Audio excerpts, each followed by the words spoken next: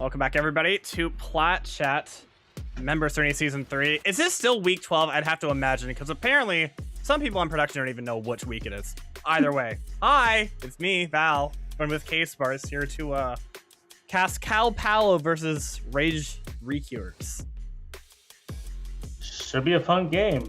FNC are out of playoff contention, but RQ, they need to basically go on a win streak if they want to make it to that 4th place. So RQ playoffs has started, so win or go home for them. Yeah, pretty much. Yeah, both of them on a winless record so far, but the fact that RQ are still sitting at 0-3 means that, hey, if they can win the next 4 in a row, you know, their playoff contentions are still at least alive. But I mean, correct, because they've lost to Cloud9, T1, and I forgot the other team. No one cares about the top one. They haven't played for a while. FSG. No, that's good. FSG. Let me see which one it is. Yes, it is FSG. Yes. FSG. So they've already faced the top 3 teams of the alpha bracket. So right now it should be easy. They're facing FNC, which they are 0-4. Yeah, which I've watched through Paulo before, and yeah, you have some heavy hitters on this team. Like, you have LeBron James himself, but the problem is it clearly hasn't been enough for them so far, and well, now they're out of playoff contention. No rematch against Plat for James, at least, unfortunately. But yeah, but at least in the case of like RQ, yeah, that is true, because like I'm looking through it, and they've taken maps off FSG and T1 like in their series so far. The only 2-0 being against Cloud9, so which was a close game. Exactly, yeah. And I mean, if you want to really start the momentum, yeah, you probably are going to really need this win against Paulo to at least get the momentum going, because once you get up to going against like Squirtle Squad or Team Dyslexia, that's when it's like, okay, now you need to really lock in. So this should be ideally your warm-up to actually go on that run, hopefully. Well, disclaimer, RQ is playing with 2 subs today. Yes, yeah, that is a big deal. I know that Angus is not here, and the other one I'm actually not too sure on exactly either. Okay. I see. Either way, we're going to our first map of Ascent here, which is RQ's pick here. So, for me personally, this is my first time watching RQ, at least getting the chance to finally. So, but the fact is, as you mentioned, they're still going into this with 2 subs, so I really don't know what sort of look I'm really looking at here. At least I know, you know, I have seen Coolio go off, and I mean go off, I mean, oh god, what was that split overtime a few weeks back? That was something. But then, I mean, everyone says Series the GOAT, K-Dig is also the GOAT. Everyone else I'm honestly not too sure about. I'm lacking the critical information. This is the first time RQ is playing Ascent, and FNC, they lost 13-4 against Cloud9 on Ascent, and they also got 13-0'd by T1. Ooh. Oh. So 0-2 team versus a team that never played it with 2 subs. I mean, that at that point, this really is just kind of like a coin toss at that point, so at least we're going to see some, you know, hopefully, good Valorant. The mental Valorant. Yes. You know, at least the good thing is that on the flip side here for FNC, we have our fellow production member Fuzzy playing. So now I can actually flame Fuzzy for once. I'm sure they'll enjoy it.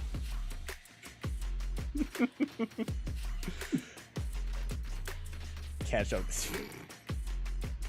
Yes, I love it when production also points out when Angus can't show up to his own tournament. But then again, this isn't like the first time he hasn't shown up to a game.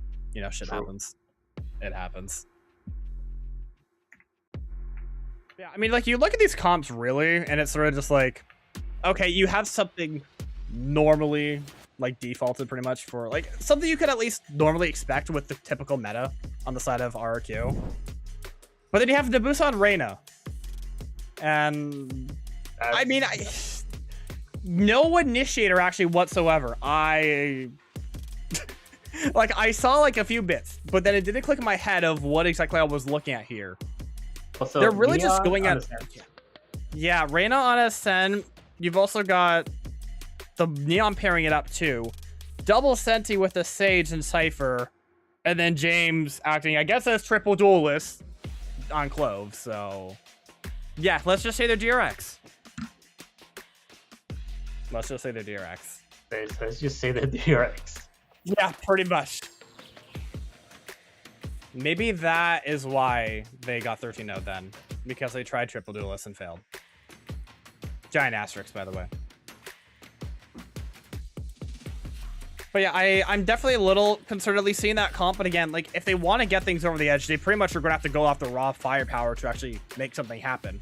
And again, for RQ, it just seems, you know, what you would normally sort of expect with a few caveats of, okay, comfort picks for certain people. Let's just see how this sort of works out. So I'm definitely curious to see how both these teams are going to shape up for this map, because truthfully, I mean, I don't know, like the way, like, I haven't seen that in a hot minute on this map too, so that I'm curious about too, and then just what they have in general going on the side of SNC.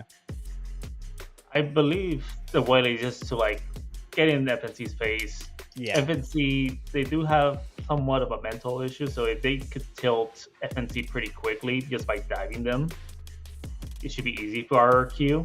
Also, K-Deg is really good on the Waylay. Yeah, K-Deg's Waylay has been pretty much a comfort pick, that at least I've noticed at least. So it makes sense to whip it out as the movement duel of choice. It's more just a matter of, okay, like out of the picks, like you normally see like the Jet or pretty much everything before Waylay, especially after the nerfs that she has received as of late. So, but even then, I don't Phoenix now.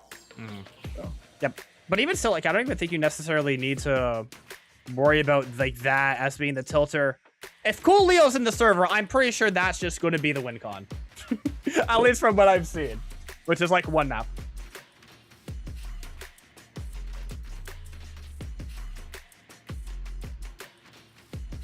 Coolio's gonna have his job pretty full to stop anonymously Neon. So. Like, that's going to be obviously like how it is for the movement duelists, as you were kind of alluding to before. They're just the ones that are trying to break the crosshairs, just letting Naboos and James just kind of go in as that second layer. And to be fair, that second layer is pretty deadly, especially if one of them is literally LeBron James. Exactly. So, and we need a LeBron James performance to ruin RQ's playoff chances. So, which era of LeBron is the question? Because I'm definitely not saying Philly. Maybe because it hasn't started yet. Better than Lakers. At least Lakers as of late, yes. But I mean, you're so far just kind of looking at everything very slow out, at least on the defense so far. Trying to at least prod out for the B side, at least for RQ, but it's pretty much up to the Sova here to really just stop them all. And are you aware that there's going to be 4 people just running at you? I'm not too sure. But Lee's just going in and completing the site, trying to dive somebody that can find. But there's nobody actually holding into the site itself. There's a spike. Yeah, and that's a trade out for Shichi.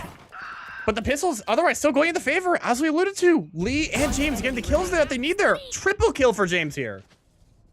Now all up to Terran, a 1v4. Taking down James, still have 3 more to take on here. Dare I say possibly doable. I was going to say, if you're going to hit a second sheriff shot, that would have just been clean. And in the pistol already? Sheesh. But still decent damage, at least with the pistols, but that's still a pistol for FNC. Yeah, FNC pushing just Cat, overwhelming that tree pressure, rushing to site.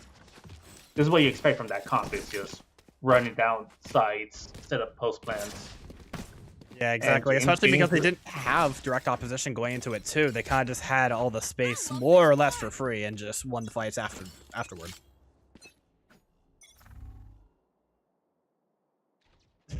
An interesting gambit here, at least for the eco on the side of RRQ. 4 stacking in Boathouse, of all things.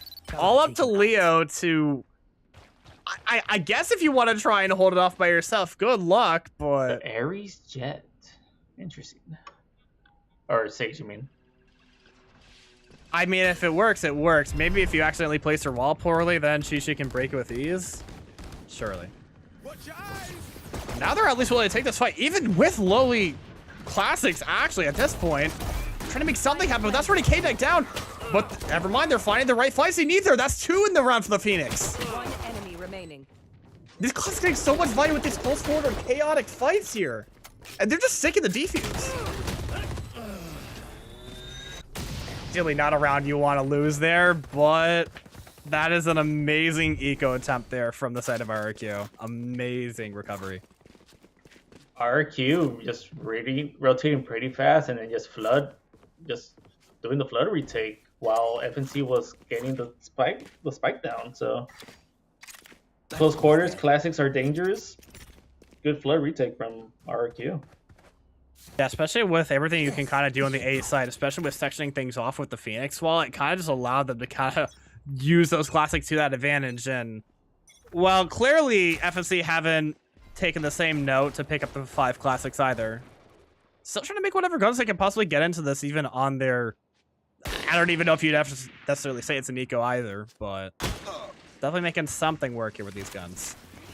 So I'm getting harassed by the push into market here. Has to back off. But not enough in time. Lee's able to get the first pick there. But didn't necessarily expect this position from the double up here in main. I mean, that's K-Dag at least with 1, and they're trying to make everything work. That is an insane Stinger kill. That's almost like G2 levels there, but gets traded out. 3v2, but K-Dag trying to hold everything off. 3 in the round here, and it's all to Shishi. But all for not in that position. A great recovery to at least stave off whatever offensive pressure that FNC were trying to bring into that round. Yeah, RQ just like corralling FNC right there in marketplace.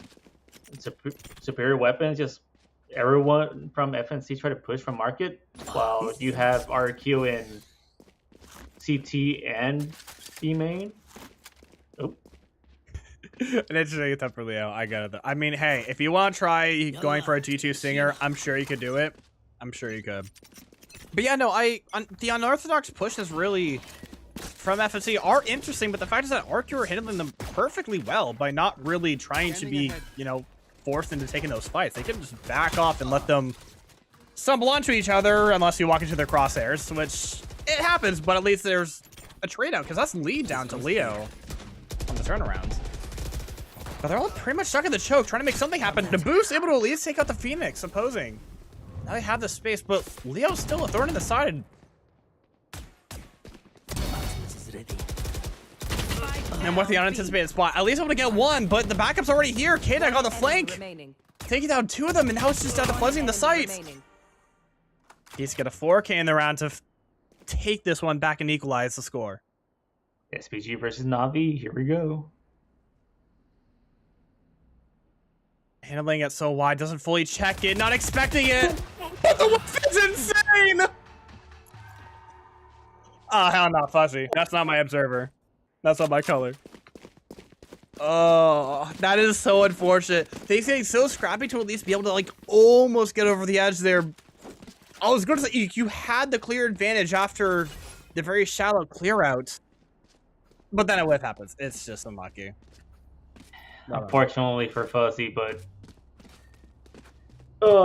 Sting now has footage for him to be why K-Dig is Navi's better.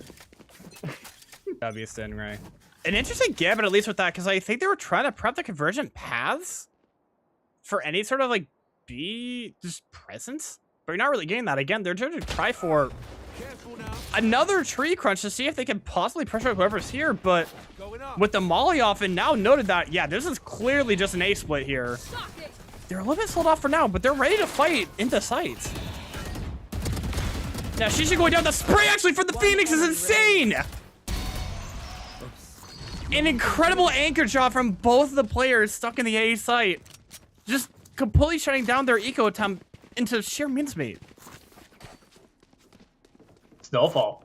Good spray control, getting 3 there. Coolio there, backing them up on that A main, getting that Cypher that was pushing A main. Good signs showing from RQ.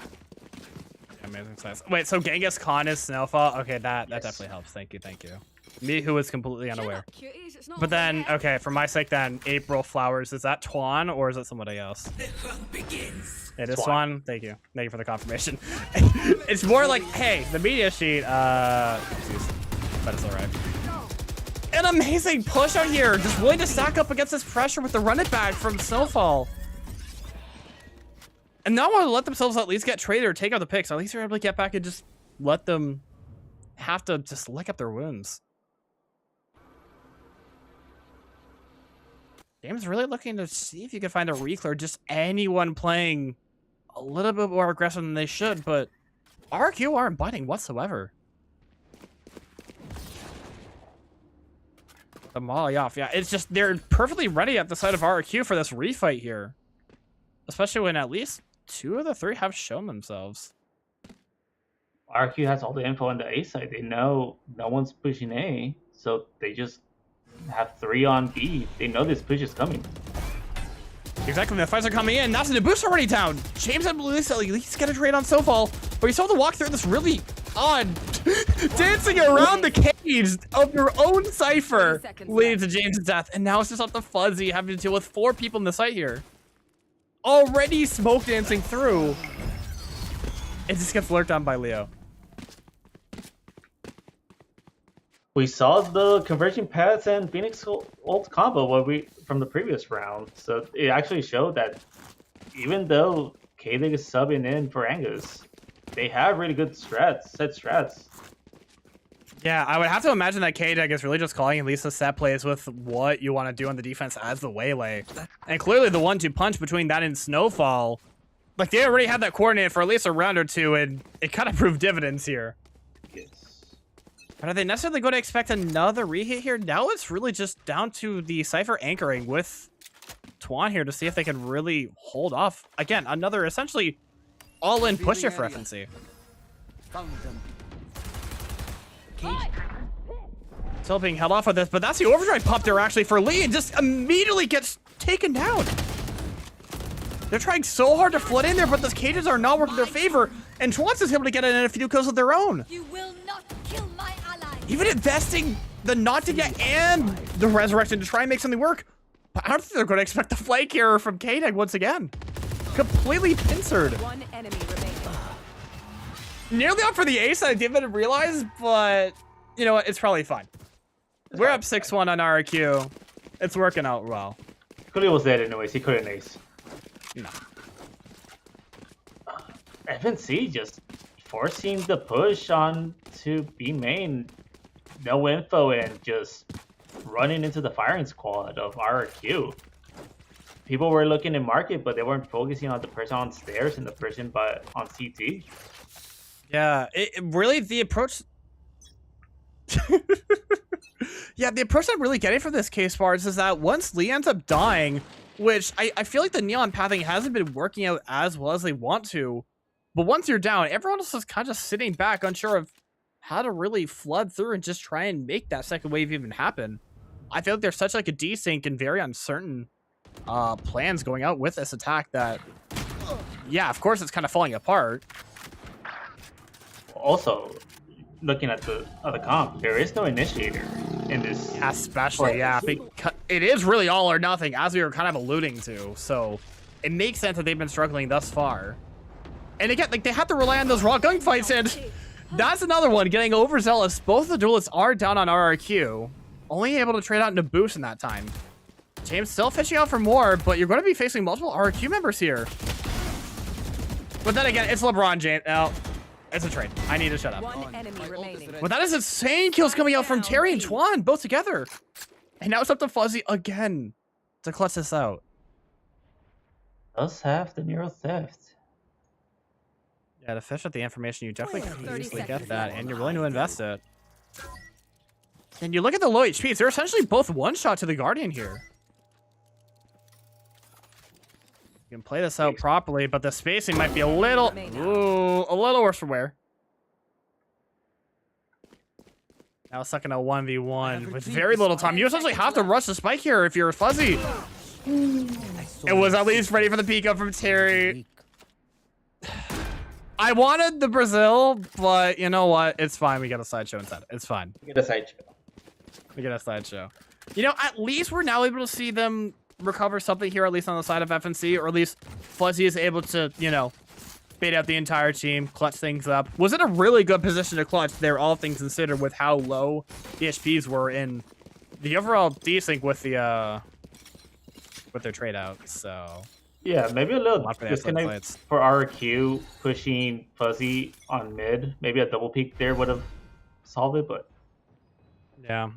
along with whatever else could have happened earlier in the round that we didn't really catch necessarily, just the trade's kind of going back and forth. Again, like that's fighting into FNC's win con, where if they could get these fights to make things that scrappy, Initiator be damned, you won't need that then. Might need to adjust your sensitivity there, James. A little unfortunate with the swing there, the flick. Not able to get that one out. At least able to get out K-Dag though as a consolation prize, but it's still 3v4 they have to walk into. Softball trying their best to make something happen. At least able to take down the spike and one of the two. I have this spike. Still holding advantage, and I guess they're willing to, but it's still spreading their defense thin. Do they know they're walking into the A side necessarily? I'm not too sure. Cypher set up on A though. Got you. Yeah, spotting out at least one. Leo probably still has to relax for a little bit, otherwise you might accidentally give up your life and you really don't want to quite yet. Don't want to give them an end to get a third round potentially for FNC. 30 seconds Oh, left. the timing. Yeah, the timing. Yeah, Nabu's able to at least get on through. Might even be able to catch one of them off. But if you don't catch it off, that's a spike so invested in the CT, that's going to be unrecoverable. Oh, that's already revealed the position, but Twan's able to stay alive. 13 seconds, you still have to clear all these strips. 10 seconds left. And now Leo can spring out with the assistance of Tawan, and that's Fuzzy down. Has to plant now, but there's no time now. You have to kill everything. So No time for that, no.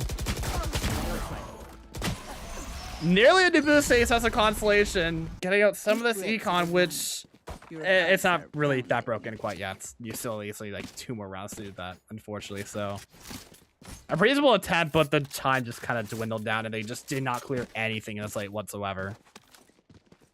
I think we're seeing the negative effects of not having an initiator like a Sova breaking the trips. Coolio is just set up an A, being like, okay, you guys could push mid, you can push B into the stack, but I'm just here chilling. I have the solution, actually, K-Spars. I think they need to turn the tides. We need to swap in our observer. Yeah, blame Sting. Stingray, Stingray, get in there. Break some, break the Cypher setup. It definitely fix enough. I mean, yeah, like you really are just seeing that adverse effects. And yeah, that's going to be part of it. That's where your Cypher down. Sure, K-Dag does get traded out, and they are finding the kills finally for it, but again, like you have to contact into it. Otherwise, you have nothing you can do. Spike Plat, I'm out of here. This is going to be such a weird post lane, especially given the fact that she's just lurking through, just trying to cause some attention there. They're just trying to fish for whatever they can get against this 3v4. But that's Shishi already down. That's 1 out, and now it's equalized to 3v3. Run it back as well. You might honestly, yeah, you invest that if you really want to for Snowfall. Not a FaN 1, but that's Lee going down in positions noted. It's also James having to figure this out in a 1v2. One enemy remaining. That's 3. Spacing not super helpful, but at least able to bait it.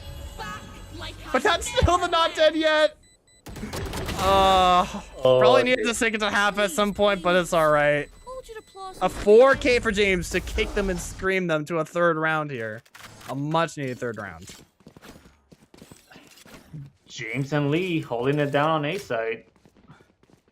That's what you want to see from the LeBron James is those clutch scenarios, but the whole team going down had to invest the ult there.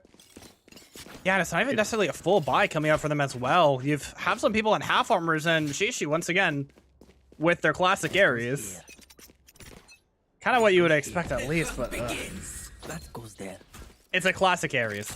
Well, okay, is it a matte black Ares? Go, go, go.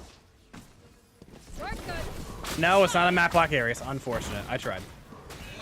Double invested already. Yeah, they actually have a lot of the space here, but they still have to flush out Leo, and good for 2 with the spray, feeding the round. Spike down, B. And now you're just on to the ace. One dead. And you know what? K-Dag going there is fine. Was baiting for the potential Human ace. drone. It was a human drone. Pretty much. You already see it on the mini-map. Leo's going for that ace. It's just up to Fuzzy if they can potentially... Oh, they know. They know. Take a time. Yeah. Calm on the flank. Now it's just Fuzzy. Ultimate. Oh. Had planting Ego with the ult just for the sake of it. Last round before the switch. And then I don't know why I ulted. Okay, so it wasn't intended aura. It also wasn't the last round. There's still one more for this half. It was for the weekly rewards, you know. You have to. Yeah, no, that's true. Actually, yeah. It was for the weekly awards. Yes. Yeah, it actually was for the weekly quest ult like what, like 10, 15 times? Yeah, Yes. it's all right. We got you. Wait, but this is a custom. It doesn't even work like that. We skipped. Don't tell Fuzzy that. Don't tell Fuzzy that. It's okay. Revealing area. I mean, if you want to get 4 in the rounds, surely the cat push again might work, but all 4 of you just got scanned out completely, and Fuzzy, at least it was take a snowfall there in main, so there is a little bit of pressure here. Oh, the cannon, but it doesn't matter. James, there's him. And with nobody fully anchoring the site, there's not really a chance to flood in, especially with Tuan going down with the stun. Having to hit all this. 3 guns just spraying it down. It took James once again to be the one. Terry here on such an odd flank. At least I'm gonna take out James, but not able to get behind cover enough for Fuzzy to spray it down. 3 in the round there and making an 8-4 half possible here for their attack. The symphony of death. Or their defense, whatever you want to work. You get juicy. Not bad for FNC. Yeah, actually a decent recovery. They pretty much just, again, they played to their win con, which is just, you have to contact everything, take the risks, and it worked out in those last few rounds. Unfortunately, you don't necessarily have that luxury on the defense unless somebody wants to push out. But do you really want James to be the one to push out, losing your smokes? I'm not too sure. I'm not too sure. This is why double Senti combo was chosen. Maybe for a stronger defense, winning on the defense. You have that Cypher, and you have the Sage to slow down the push. Yeah, and at least they are on separate sides of the map to at least make things sort of doable, actually. Barely picking up the Cypher hat once again, at least seeing that somebody's over there. But I don't know if you necessarily expect 4 going into this. Yep, and the tried and true attack as you would expect. a little silly there sliding around. This isn't exactly surf map, but the Abyss still alive, albeit on 40 HP. Check through to hold anything over here with Fuzzy. But the flood at least is here perfectly in time. That's James with 3 in the round. 1 enemy remaining. On for the ace actually for James in this pistol.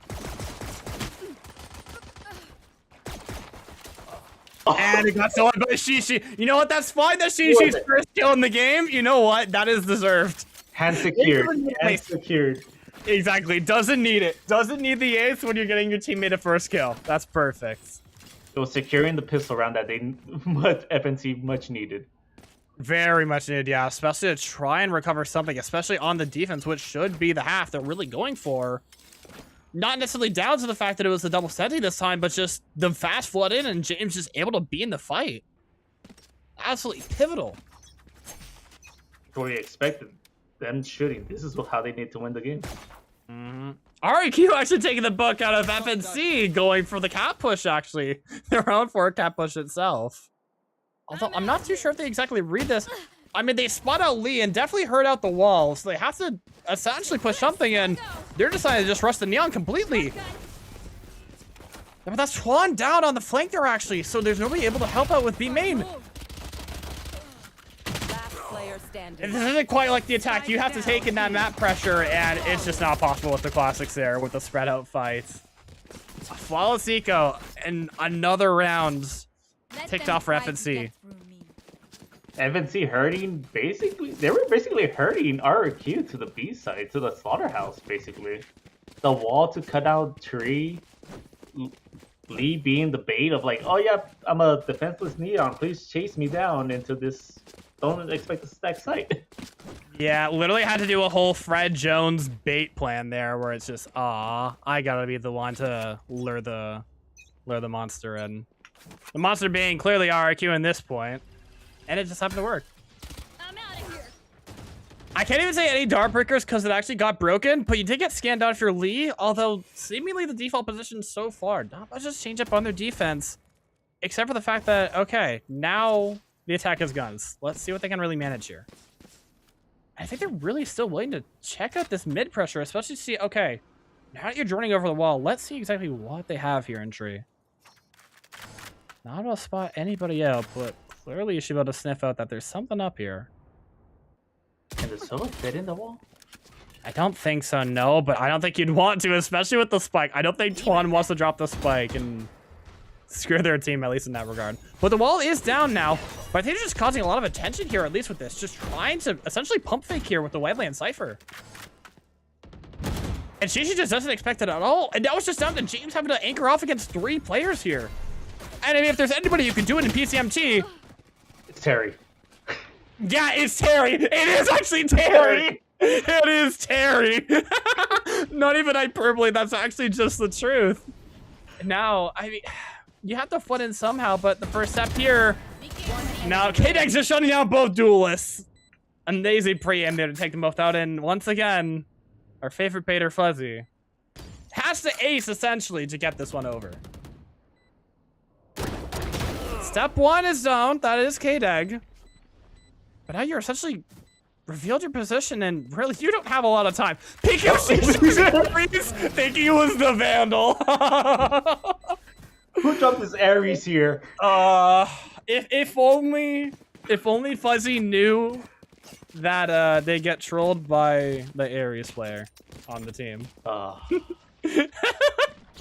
And getting the note from production. She essentially got that kill, actually. Shishi. Just put a second notch in. Yeah. RQ pushing Shishi, and again, once RQ is set up on the post plant, FNC has no initiator, so they have to check every corner, and RQ are just ratting out. First time they're trying at least for this A push out here, but I mean, they can just spray it down and get out if they really want to. There's no way to try it, but the team fighting between the Boost and Jameson was absolutely phenomenal to take out all 4 there. And now it's not Fuzzy, the side for having an ace here, instead it's Leo. Arguably more doable, potentially. Snowfall blaming the Steam alt tab. No, the off angle from James there. That was an amazing fight there between James and Naboost to really just shut down those 4. I mean, yeah, they took it dry on the side of RQ, which probably was their undoing, not able to really anticipate anything and just layer it out. Just allowing for the 2 to just take the trade together and just fight together. And I can understand why they want to take it. I can understand why, but yeah.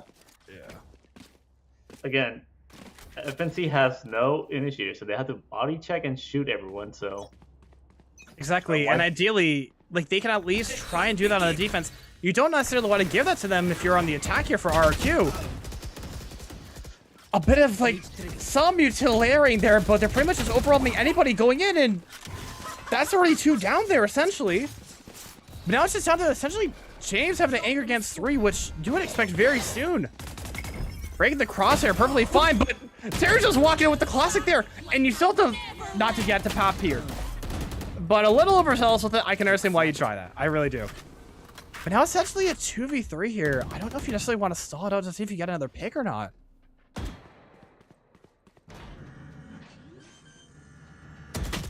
Something close the door. Fuzzy spotted out here too. That's technically all 3 spotted out. K-Dag in a 1v3 has to clutch this one out. Awkward for the spacing, but not ready for... Oh! Had so many angles that you had to attempt, like, potentially hold off there and just... Jumping in, I think that might need to be a yellow card on the Clo Vault there. That was not the door that they were looking for. Super baby yellow card. My God. Yellow card has been given. Yellow card has officially been given by Ian. But it doesn't really matter. Because, I mean, all things considered, they're 1 round away from tying up this map. And James is obviously the one having to carry things out. Matching out with Leo in the server right now. 20 kills each. I like how FNC is playing the defense. Is Nibus and Lee playing together and then facing RQ to go to the other side to face James. Yeah, it's pretty much like someone's winning a lose play with James, but they're laying up pretty much their duelists and their battering rams to really see what they can do here. And they're angry there, at least in boathouse is perfect for that. But now they're going to get flooded in. That's Leo at least getting out Fuzzy. And a boost. Both of them flushed out just with a mere sheriff. Planted. This retake might be a little bit dicey, especially with this. Sure, you might be able to flush with the Omen, but I think it's still rather difficult for these three to flood in. Especially when you pop the Hunter's Fury to at least snipe out Lee. Oh. Insane proactivity there. It just willing to take the fight there. James, having to clutch this out with a 4K in the round to bring it to equal, but you're stuck there. Just gonna spray it out there. A pivotal 3K from Leo, and I really love the proactivity they finally threw in on the attack. I'll see it. Yeah. Entry Cypher. That's all you love to see that. The entry Cypher getting 2 with the Sheriff, upgrading to the Phantom, and Swan holding the Hunter's Fury to stall the push. Yeah. No, out of everything that I've seen so far of Leo, which is this officially and that one split match that went to like Giga overtime, Leo has been impressing me so well, and I can understand how his solo performance is essentially a huge win com for any team here. Trying to cause so much smoke alarms there with that K-Dag, really trying to see what you can get with that pump fake, investing your own ultimate for crying out loud. But it actually is enough to at least get them all off A site. It's pretty much just James having to stall out for as long as possible. Trying to see if you can go in for a peek there. Able to at least get Terry and back off for now. But the flood is already perfectly here that they're ready to flood in pretty much anytime soon now. Found you. Well, the only caveat being the 3v4 because Flood's on the opposite side of the map. Essentially just, you know, a map control bait, right? Surely. But they're still ready to take this fight here, or at least try and be a little proactive. Snowfall. Ready with the blind there. And somebody at least got Shishi out. Not even tradable either. How can FNC enter? They pretty much just had to wait for that one smoke there. Yeah, they have to just run in now, especially with that smoke. It's blood out there, or at least somebody get K-Dag, but they're so entrenched. One enemy remaining. Now it's just down to Leo. It's 1v1. Oh! I wish we could see that full thing, because I feel like that was just a 4K for Leo to spray it all down. They were all gripped up by the spike and could have, yeah, just sprayed them down.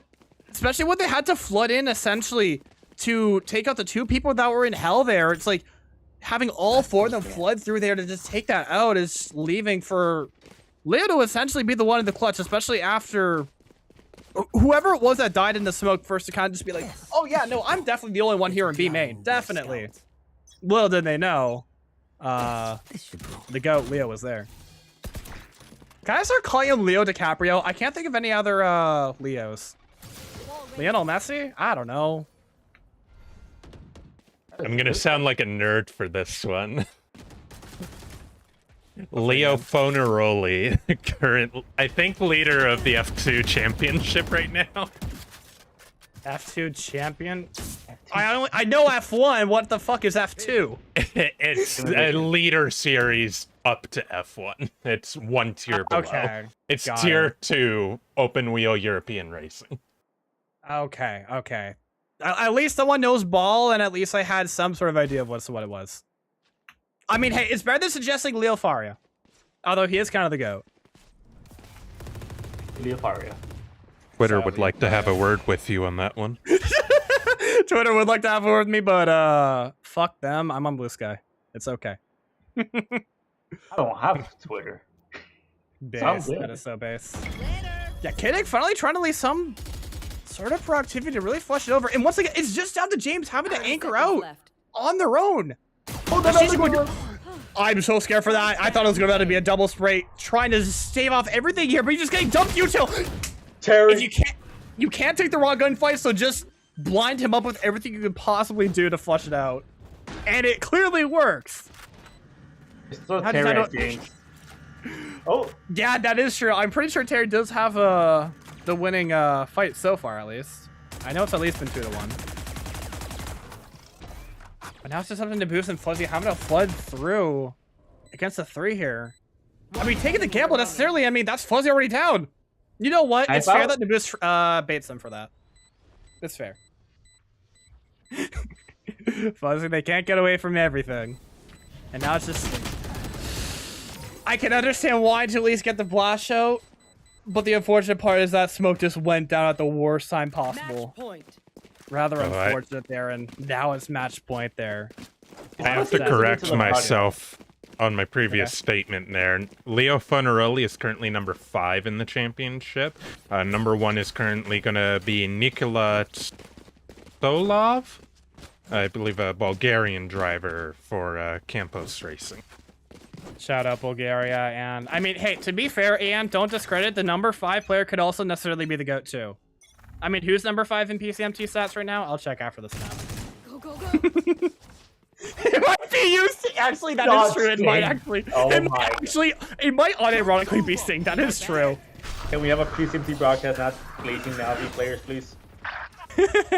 Naboo's actually able to get out Coolio on the lurkout, essentially, and now they're pretty much just grouped up together. It's like the map has essentially kind of flipped here, but it's just going to be another 4v5 retake here. See if FNC can ingrain themselves back in.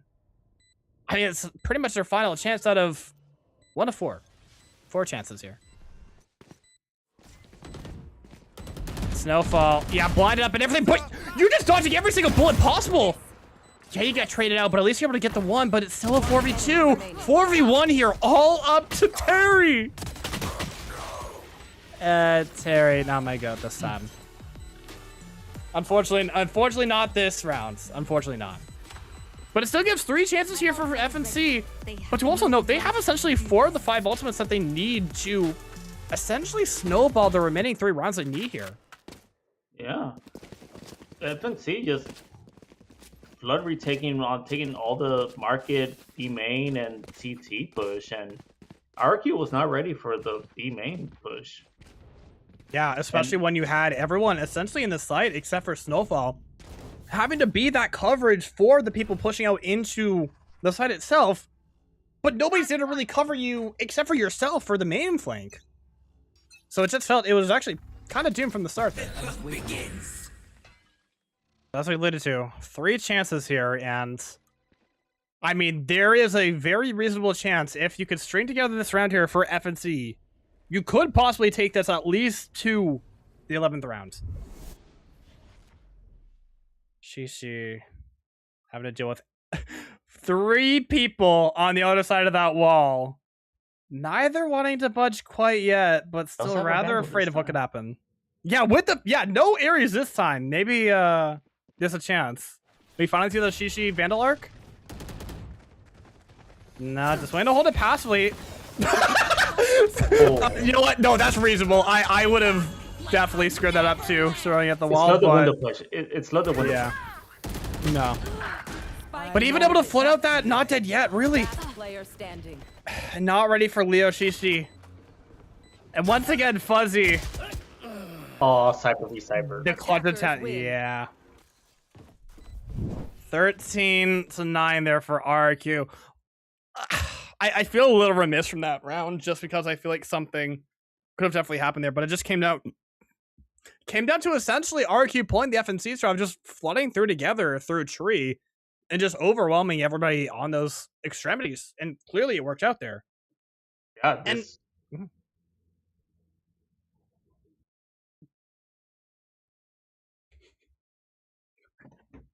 Try to justify your 5th place. Yeah. Go ahead and repeat that. Sting had a little bit to bring in. Okay. No, we're just feeling for a moment because Sting actually did bring it up because actually almost true actually. If you take out Sizable, the super sub, who is not necessarily up there, yeah, it would Sizable played a total of 2 maps. Yeah, that actually sounds about right. That sounds about right. Yeah. So if you remove Sizable, I'm 5th. Otherwise, Crocman is 5th. Which, to be fair, there are people who are praising Crocman as like the second coming of LeBron James for some reason. So I don't know. I mean, it pretty much is a head between the 2 of you. And no, no, Ian is completely right with that analogy. Number 5 is number 1.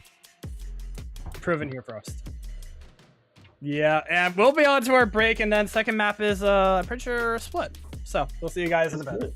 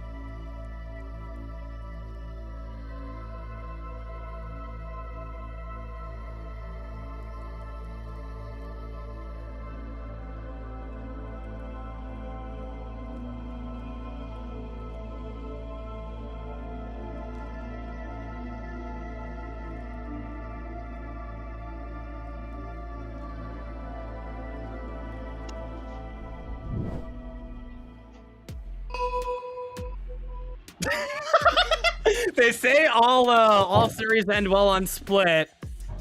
That would have to essentially allude to it being a 2-0 here, potentially going to split. But it is Paulo's pick, so there is still a chance to, you know, if they can pull something together, which, hey, their defense started to at least pick up on the side of Ascent, so, you know, if they can scrape together the 13 rounds on split, we can go to Lotus. Why not?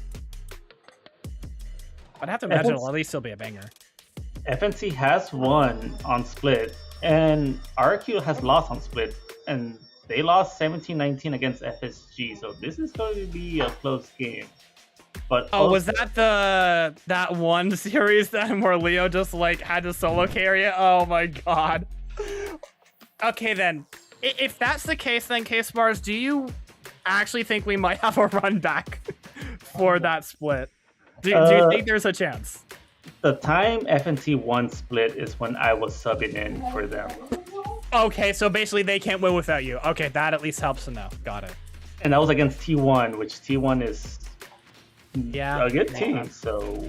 Yeah, no, you know what? Fair enough. More props to that. So, K-Spars, actually the GOAT, believe it or not.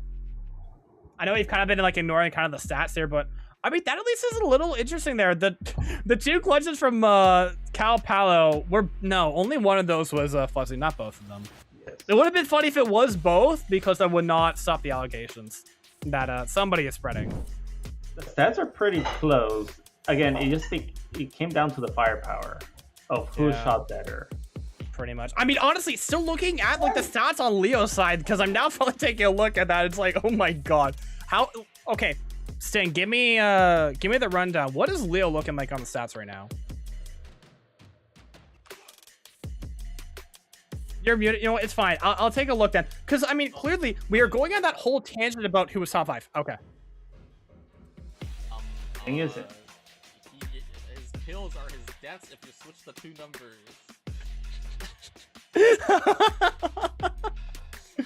Oh, shit. His ACS is higher than 5. That actually does... Wait, ACS over... Wait, that actually is kind of crazy. But yeah, no, it's like, obviously, we're going on that whole tangent about, you know, who was number 5 exactly. But it's kind of like as we were, like, kind of glazing Leo, or at least I was glazing Leo on a set. It's just like, okay, this guy is clearly an it factor, especially for, you know, if RQ do want to go on that 4-win run, he's going to be the guy to have to bring them kicking and screaming for that. So seeing it like that, but it's like, I'm just curious as to where you're lying out on the stats then, really, for that. Or at least it makes me curious. So, kick Angus. And Coolio's right under us. Sorry, can you repeat that, Sting? You're a little quiet. Coolio is right below me in stats. So, actually, yeah, I did just see that. Yeah, it actually is literally 5, 6, 7 is Crocman, Sting, and Leo. So, you know what? Maybe that is a 3-way tie for 5th place. Just take out Sizable. Yeah, let's go with that. What we're saying is, for RQ to get the playoffs, replace Angus with Coolio. Yeah, that's probably it, actually, yeah. Probably. I mean, well, Angus can just be like, oh, shit, I need to sub up for, like, the rest of, you know, the games. Oh, wait, I could join in, like, halfway through. Job, basically. Yeah. You could just coach for them anyway and it'd still be fine. Although, to be fair, it's like, you have Angus sitting at number 15 on the stats right now, but it's like, you know, if you want to punch up a little bit and get Coolio in there to really bring you guys in, maybe consider a trade, surely. Either way, we're heading into split here. Once again, it's still FFC's pick here. And I guess that's part of the reason why is James feels comfortable pulling out the Yoru, which, to be fair, James on the Yoru is pretty much the one staple. When I think of James, I think of that, and, well, it's going to show here, really. Standard coming from RQ. The Neon Rays with the Viper Sky Omen.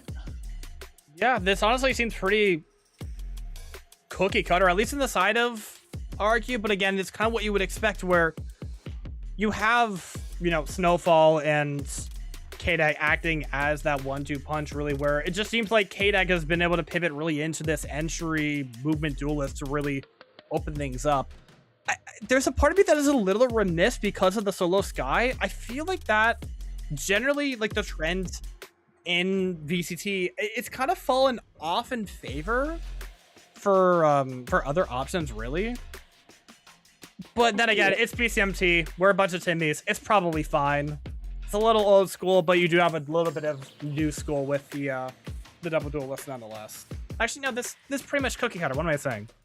If it was new school, it'd probably be the Lev Phoenix. Something like that. Yes.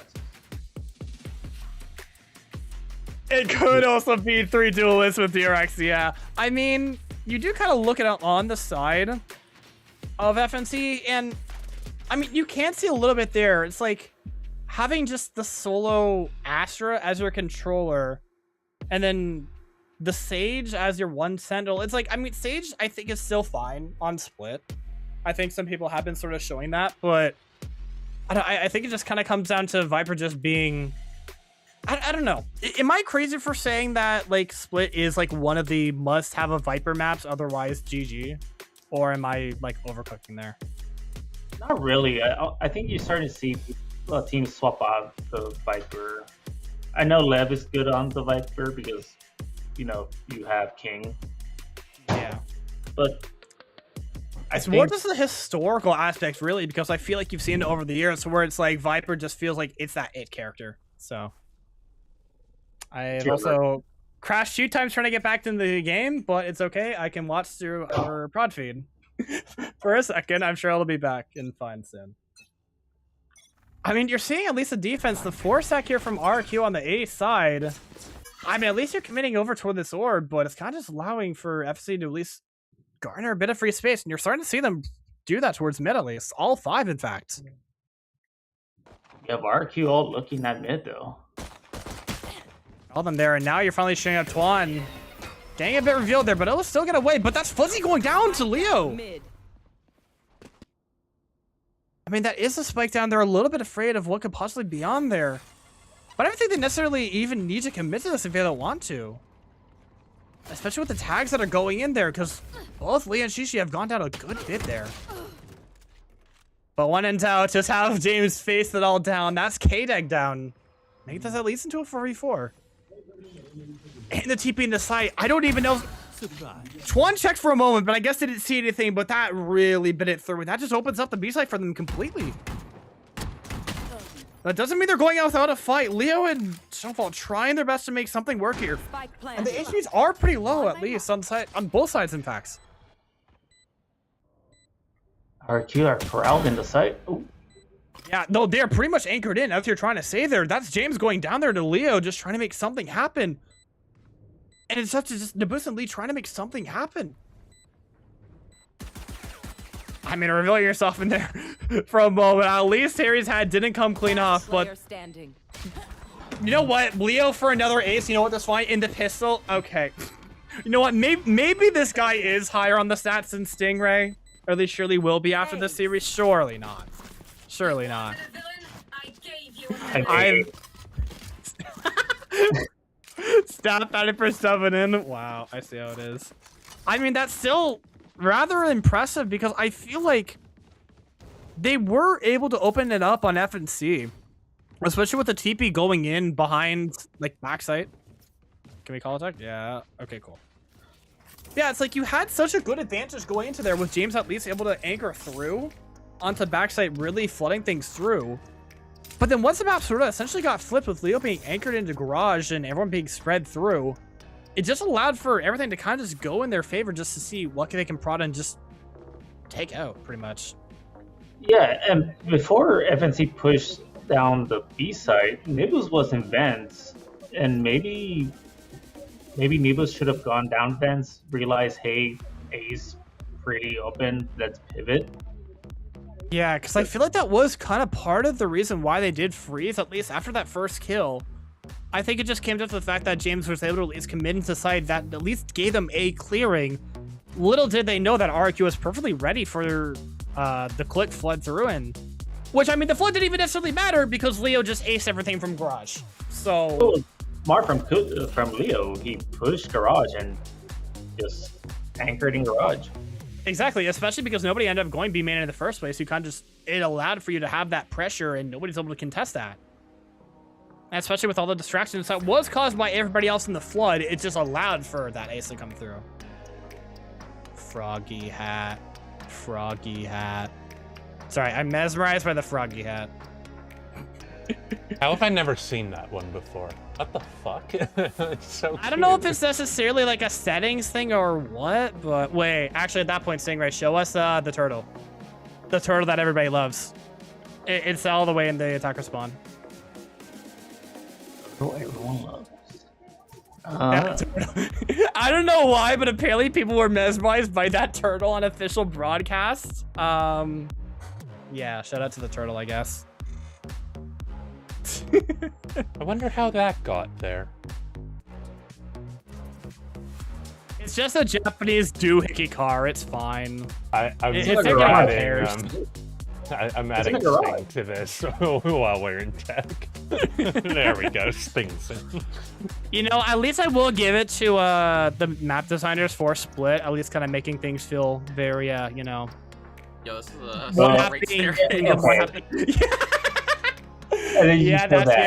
that's game dev in a nutshell. But you know, it is cool at least seeing the B side of Split, just because you know, hey, we love Japan. Totally not weebs.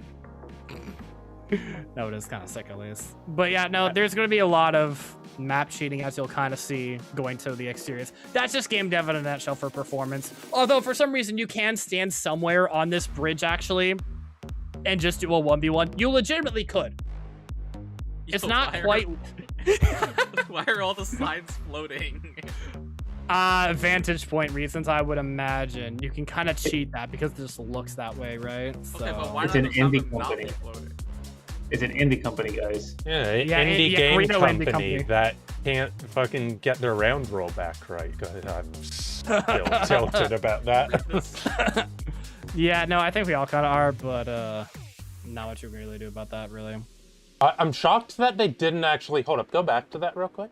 I'm shocked they didn't copy the specific text for each one. It's like, you see that a lot, like on Sunset, for example. I think we saw in another broadcast. Wait, all of the plaques... Is it? Oh, no, it is, yeah. Not. It is, yeah. Wait, is it? It is. Oh, yeah. No, it is for Asawaz, yeah. Oh, yeah, it is. But yeah, like on Sunset as well, like all of the plaques, which there's like at least half a dozen of, are all the exact fucking same. Everyone. To be fair, that one of that is for performance to at least alleviate on bloat, but also you kind of want to be as vague as possible. Like you don't want to hardcore put this at like, oh yes, this is in Shinjuku. You know what I mean? Like you don't want to really pinpoint that. This coffee shop is 11 kilometers in every direction. No. I mean, there probably is a coffee shop in 11 kilometers in every direction, to be fair. That is probably the case. Just, you know, why would you go 11 kilometers for a coffee shop when there might be one closer? Unless you want to go to the one coffee shop that specifically does curry as well and might have a fandom thief in the attic, but it's fine. Are we doing knife check? Knife check? Yeah, I think we're still kind of waiting on it. Yeah, because I think the root problem is that Terry spiked in that pistol round to insane triple digits ping. So we're kind of just waiting to see if it can recover itself in a more timely manner. Well, he is at 500. Oh, it's not sounding good from the from Terry's team. Just with how the voice chat is going. Yeah. Yeah. Like it was spike, yeah, it was spiking at least to 1,000 just now, but it was sitting at like 600, 700, going through like after the pistol win. Yeah. See, now this you can at least, yeah, we are delayed. Yeah, we are actually delayed, and you keep it on that for like ever. I don't know. Oh fuck. I mean, at least this isn't really down to like a rollback sort of thing, where it's like someone DC'd through. It's just internet being stupid, which, yeah. Not much you can really say besides that. But honestly, Terry. Terry has been killing James, so yeah, you kind of need Terry for that. Yeah, although maybe not in this round unless you could somehow like ace with like a bandit. Because yeah, really, it does honestly suck overall that you did lose that pistol. Not even necessarily because of like the ace sort of thing, but just kind of stints of momentum. If we do get back in, I'm curious to see what they'll try to do, like as their main default besides doing like, you know, their default clearly isn't a 5 push down mid. So I really want to see how things sort of adapt, because if they can't string together some of these rounds on attack, I don't know. I feel a little bit more content with them on the attack, but maybe I'm a little cuckoo in the head for that one. Look, it's my favorite place of all time. Sova Station. Sova Station? I mean, that's got to be like all the way up north, surely. Surely. It's right next to Shark Tank. I'm out. 0.1 seconds. I'm out. That was actually just Terry in this series right now. 1 round later. I'm out. I've done my job. Canceled. Not Terry's not canceled. No way. No. Internet got I can't canceled. believe it. Terry's over party. I'm not party. I'm crying in the club. Somebody tell me why.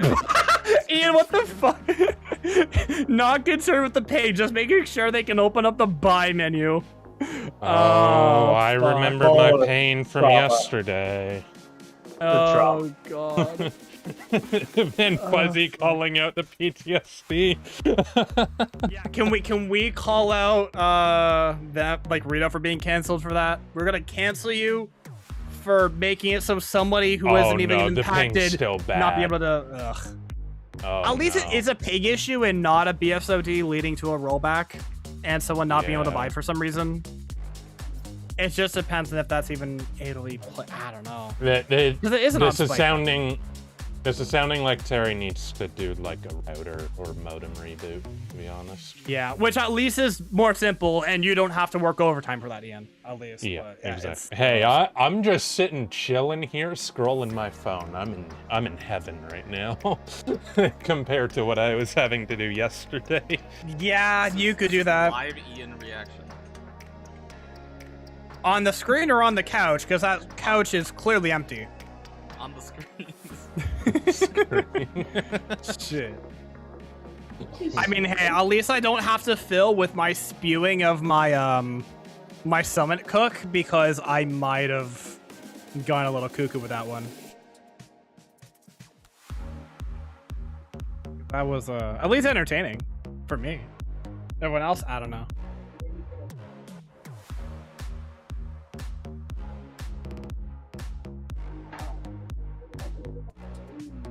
He's back at the hundreds. Oh, no, it's 100. Stabilizing a little bit, but it's still a little.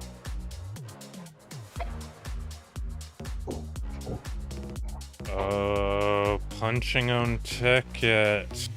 If it doesn't work out. It started to look like it's stabilized, but yeah, no, at least like doing a. See if. Yeah, I need to look stuff up now.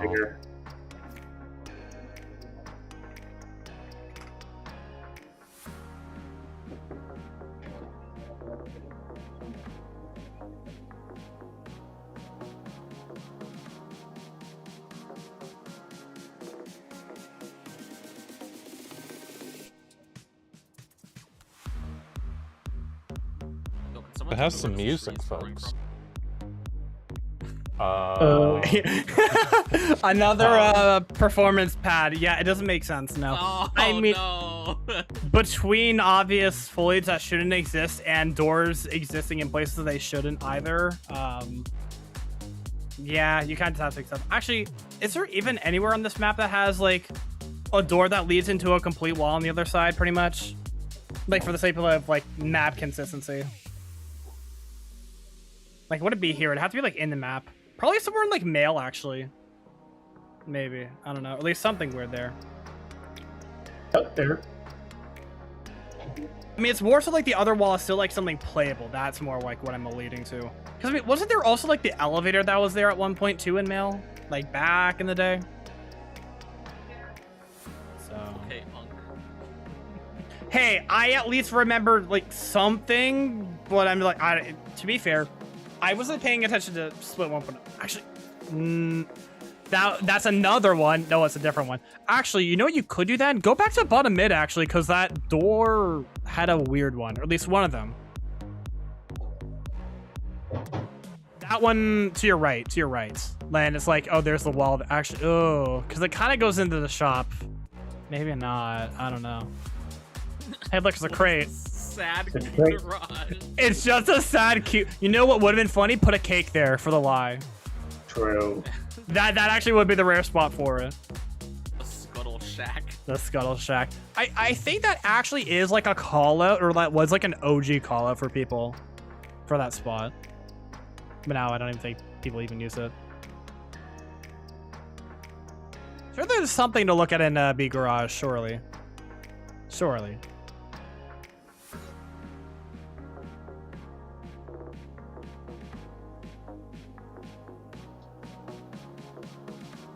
Okay, that's fine. My bike. It's actually used for a lineup. It is actually.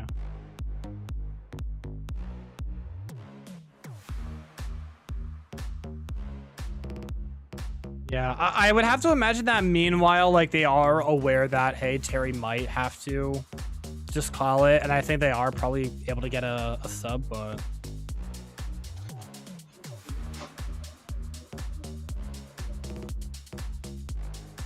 You stand in this corner. Back on there. You Oh. shoot a Sova dart right between the handles with 2 bounces. It lands default. Huh. You've been watching Yeah, they some probably do fucking need for that, yeah. TikTok videos, haven't you? To be fair, it stinks. Sting is good to know the lineups. I know the lineups, yes. Oh my god. You know, I at least will give one nod to Riot. One of my favorite original cosmetic sets that they released at the start of the game was Galeria, where they pretty much just stole the assets of like the graffiti they put on like the OG maps. And it's just like, okay, you know, it's actually kind of fucking cool. I forget which ones are the ones on like Split, but it's all stuff on like B-side, I would imagine. Yeah, that actually right there, the samurai sword's there. Yeah, that's on the Guardian right there to your left. Yeah, that graffiti is on the Galeria Guardian, or at least the swords part is. So yeah, no, all the OG maps gonna have that. I wouldn't mind if they tried to revisit a Galeria too, but it's maybe because I'm biased.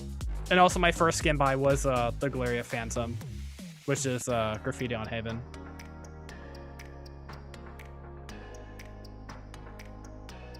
Surely I can get a retruth in the stream chat for that one, surely. Terry It's not looking good, folks. It's not looking good, bro. No. Well, he restarted his computer. I don't think he restarted his router. Yeah. Yeah, I was hoping like someone could maybe relay that too, but I realized if the PC's off, then.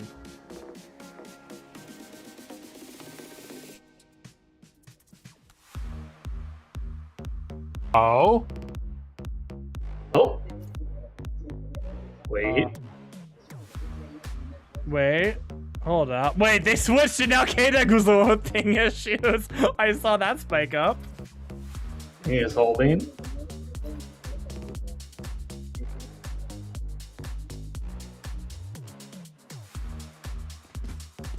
And that's an R. We're Good good. We are good. All right, stand by. It's no fall loss in Connect 4. That is an insane update. This is my honest reaction. Pogger. Okay, Actually, that might have been what it was. People might have been turtle pogging. That might have been what it was. Alright. I am speed. Yeah, now we have an R check on both sides. Ping is stabilized. No other red hex to deal with. Hopefully, we can go on without a hitch. Surely.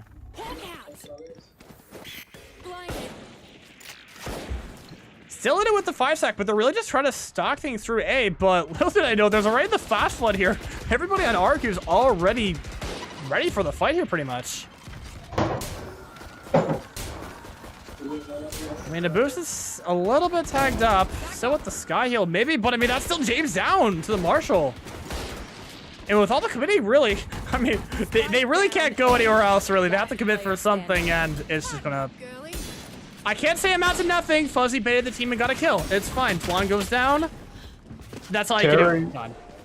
Terry goes back and gets the kill. The final kill. That's my guy. Actually, because I looked over my monitor for a moment. Why is Sting complaining about the stats when Sting can just, you know, he's one of the developers for the site. Surely. He has something called competitive integrity, and he's not a cheater. He's season 2 champion for a reason. He's not a cheater. But is competitive integrity there when there's the sub in 3rd place for some reason after 2 games? Thinking out loud. Snowfall going down actually on the extremity to Fuzzy actually. What? I was so concerned there for a moment, but yeah, they took like all the space pretty much kind of for free, and especially with that 1 kill, especially when Fuzzy went back towards mid. Essentially flipped in. I don't know if they can really flood through this case bars. There's a will, there's a way. The kill is alive. Yeah, especially with everything kind of set up there now. I'm doing map for a kill. Hey, that's Twan at least able to get Shishi, but the kill's now going back in their favor, and yeah, the sprayed out for the 3K there. That's what you at least want to see, converting your bonus there for FNC. The luck ran out. LeBron James. Just LeBron James with a Phantom. Yeah, because I would expect that's probably what's going to end up happening, at least when they really want to take that B space and take it down. Just given that the Yoru is the one out of this team composition that can actually like freely rotate through, or at least change up your positioning with the TP, I would at least expect them to play somewhere committed in backsides where it's like, yeah, you got to ruin him out if you want to do this. But you might not need to do that if you could just... If you just waited for a small second, maybe threaten the death there for Snowfall, might have had Shishi dead to right. But now you did finally reveal the op, and yeah, they're looking a little worse for wear. Don't want to run into that one. Unless it is a pause, since they aren't fully committed anywhere quite yet, but it might just be from the reclear. Gotta go. Earth not moving whatsoever. No, I mean, they're really just trying to see what's going on, and especially with that catching it out, yeah, Tuan at least realizes, yeah, that's probably how things are going to end up here. Although so far, it's just James committed into the site here, at least able to get out, but you don't even necessarily need to. I mean, you probably have like 5 seconds left in this TP, but do you just stick it through? You do, and it ends up being a punish. 3 in the round here for Tuan. Do I even need to say it again? Fuzzy last alive on the flank? Is it a cob or an Osmos? I'm not too sure. 30 seconds Either way, left. wait. No, don't kill my goat, Terry. Don't do it to him. No! And Leo going down for it. Wait, this is possibly doable. Can you pop the Seekers? Yeah, one off the Seekers. Knows about 2. I've been really able to help. That's it right there, but you only have 10 seconds left. 10 seconds left. And you have to run into the up, unfortunately. Oh, a little bit, honestly. That is a really good call there, Case Bars, to at least alleviate that, hey, maybe they probably could have pushed out for that ult and maybe made it, but aside from that, it was actually kind of rough for that, really. Tuan being able to anchor that that site for them, especially, that was pivotal. Yeah, Tuan being able to see the shoulder of James on side, and FNC being a little disconnected on the push. James getting all that info. The B was pretty clear, and the rest just slow to push with him. Yeah, especially with that question mark, it kind of made him overstay his welcome. And again, that's just kind of the push and pull when it comes to Yoru. I love that new change actually to where you actually can just hold out whatever gun. So the knife actually is like goofy on my game there. Wait, but K-Deck did spot a Nimbus robot. Why are you not holding out your gun? Oh, that's concerning. But Tuan at least able to pull out the Seeker. So that's a spike down, actually. They can make something happen out of this if they're not careful. Leo down, but Terry at least able to go for the trade there. The trade's just going in their favor. Until it's now up to 1v2 here. 1 enemy remaining. 1v1 here for Snowfall. It's Fuzzy again. Fuzzy. Actually could be. Yeah, you could argue it. Just add in B main. But if you just take it away, then you know what? I'll eat my words there. 40 seconds in a dream to make something happen here. You don't need to be overzealous on either side here. Now looking the right way. Oh. An unfortunate gambit that does not pay off. At least to a 4th round here for RRQ. Again, RRQ just having a lot of utils, slowing down FNC's push on the B side. Yeah, especially, again, like with also, like, they have the pieces in the right spot, but I feel like they're not necessarily doing too much really with it. I feel like the position that Fuzzy was playing could have amounted to something if they were actually able to at least be a little bit more proactive with the utility, but no, it just allowed for RQ to flood in with their own util, and it kind of just showed there. Fortunately spotted out the player in vents, but not biting quite yet. K-Dag at least seeing the jump spot from Naboos. Also essentially solo anger against 3 players if they really want to commit and cause some sort of distraction here. Meanwhile, James trying to fish up for something. I don't even think that spotted out the player holding the judge there, actually. I don't think it spotted out either. Yeah, everyone's just trying to peek out to see if they can find anything, but nobody's really biting quite yet. I think James did spot someone, but oh, the positioning there from Twan, able to catch out James there. That's going to put a dent to them and really slow us down even more so. There goes your information gatherer. Yeah, especially that too. Like, they have to go through this drive, but they're not really biting. The only player they actively know about necessarily is just Leo. Only one that's shown himself. And Twan. But I mean, you still look at everything. Yeah, it's just the 3 people here just trying to make something happen. But there's not even really a cross there. That's just a farm up for Twan once again. And Lee, sure, you might be able to get nothing. Actually, I didn't realize Fuzzy was the one that actually got the kill and not Lee. I thought someone died in an extremity, but my bad.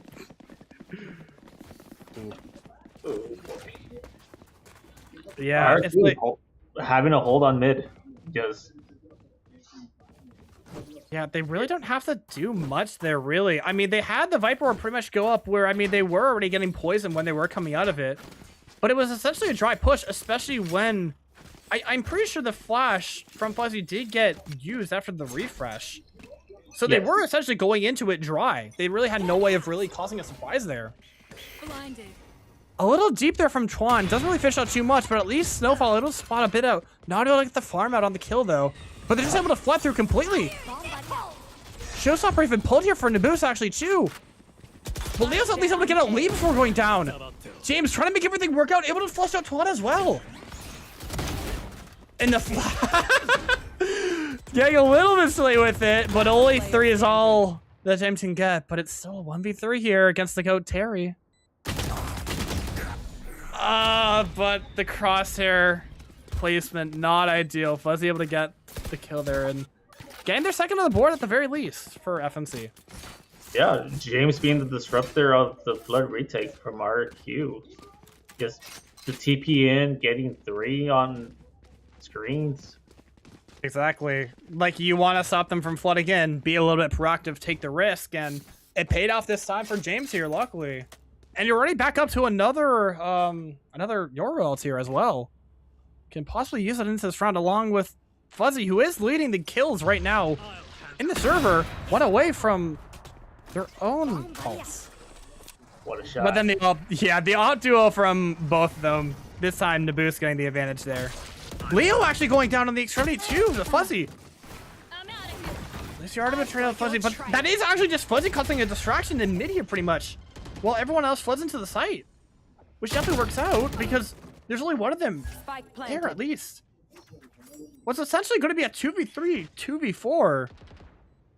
You have to find something to work off here. Spotting out Fuzzy at least. This might be the one you need to start this. And that's it. Now it's causing the distraction for everybody. Heaven! And Terry's at least able to do it just for James! Another tick in the box there. I don't know if you'd expect a double up, but no! Oh, so close there actually, but Naboos able to close it out there on Terry. And get the 3rd round there. Fuzzy just being the disruptor. Yeah, no, it was actually a really good disruption, especially because it pretty much distracted the remainder of RQ bar Terry. And it still paid dividends. You're still to get essentially like 1 or 2 kills at most there to really just be that Thorn, and everyone else hold post plant. It did get a little dicey, as I was alluding to possibly happening, sure. But at least they weren't able to close it out there for FNC. Now a low buy coming from RQ. Yeah, their first low buy in quite some time here, especially going into the triple. I don't know if that's really a trade in your favor, really. Oh! To be fair, Terry would have definitely had that kill on James with the boost, wasn't watching for it. But instead, it's just Leo having to anchor things through a 3K in the round so far. 4K they are able to dodge out the op shot. Great anchoring from the 2 players there. Snowfall did commit the showstopper there. Yeah, and he ulted the dead body. Yeah. Ult the dead body. Hey, at least it's not ulting your own team's Omen TP. Yeah. Is that considered shooting a dead body? For the yeah. Oh, fuck. Even still, I mean, it's definitely not all lost quite yet. Yeah, there's a little bit of econ damage here from the side of FNC. That's actually an interesting Thorn there, really. Leo willing to anchor himself down into mid with the Viper Spit. Pretty much leaving it up to Twan and Snowfall to try and alleviate the 5 push out here. I mean, they all essentially have rifles barring Lee, which I think is fine. It's just a matter of how you're going to break in through this.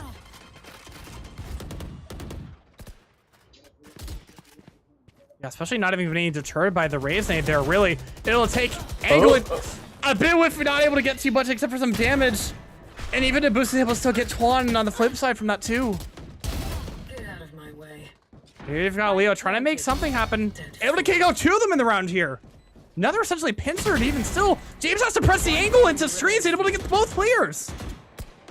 Up to Leo to 1v3, but all for naught. A 4th round managed with arguably quite grave stakes if they lost that round for econ's sake.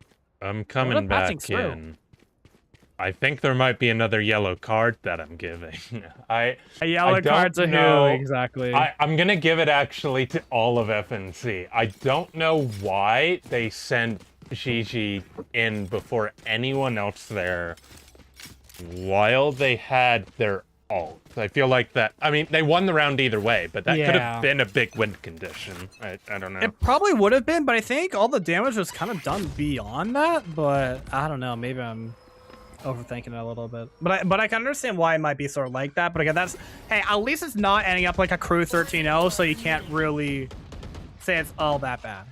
No, definitely not. No, that is an interesting lurk time, an insane time reaction from Leo. Almost getting sprayed out though. Fuzzy at least getting to notice their. I want to realize that. Aries value. Yeah, that's the Sage value you want. She's able to get 2 from the push out there, really. Even with the showstopper push, you really just want to flush someone out if you can here, but can't even the site, willing to pop the overdrive. Only able to get 1 for it though before going down, and yeah, a failed flood retake there from at least the 2 there to make something happen. This is going to equalize up pretty heavily, K-Spars. Nearly a 6-6 half here. Last round in the half. Yeah, FNC is doing really good on the recovering on their attack pushes. The split push into B. Shishi getting 2 with the Ares. Now upgrading to the Odin.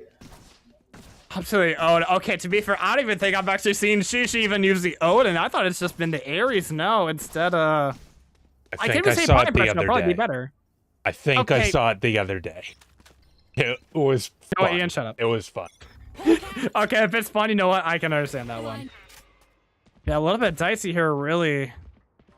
Still to make something work out here. Ideally, Shishi should try and stay alive here for the res. And luckily, that's the first layer down. That Snowfall down, and Twan even down. The anchor and the sight gone as well. Leo trying to make everything happen. That's Shishi down. I was about to say I was going to get deja vu from that, but Fuzzy was able to get that 1 kill. But K-Dog trying to press the issue, actually, taking everybody out on the site there. Stunned up is Lee here with a shorty. Not good enough for it. Now it's down to 1v1 between Fuzzy. Down A. A little bit overzealous with the secrets, maybe, but spotted out. And that's K-Dog with 4 in the rounds to at least go up with the advantage in the half. There goes Sting lazing his teammate. Classic. But no, you kind of really needed that, because I feel like you had to be realizing at some point on RQ that okay, they just got 4 in a row pretty much because they really had a lot of that proactivity go through. So having to press that issue, K-Dag with those heroics to really make that come through, making things... It's still at least holding up a little bit of the bleeding going into this next half. 7-5 is doable for FNC. Very much doable for both sides, actually, yeah. So at least the 1-round buffer is arguably better than, you know, being equaled out at the half here. But now you're going on to the defense. For RQ. Yeah, I think they really just want to just take all these pot shot fights, really, and I mean, James had to get flushed out eventually, mollied up and everything. And that's essentially the site actually for free. He was the only one that was hard anchoring for them there. Question is, do you want to pressure them out there? No, actually, how the hell is that a collat? I'm sorry, I'm gonna need a replay on that because that looks so decent. How is that a collat? Either way, it's a 5v2 here pretty much. Just down to Fuzzy and the boost. Trying to make something work here. Not baited this time. Trying to be that battering ram and not able to convert a kill there. At least the boost is able to get the 1, but that's still on pistol here for our Q. Hey, Big W Gaming. Getting the collab there somehow. But it was against James and Lee. So you stopped the Euro, you stopped the Astra.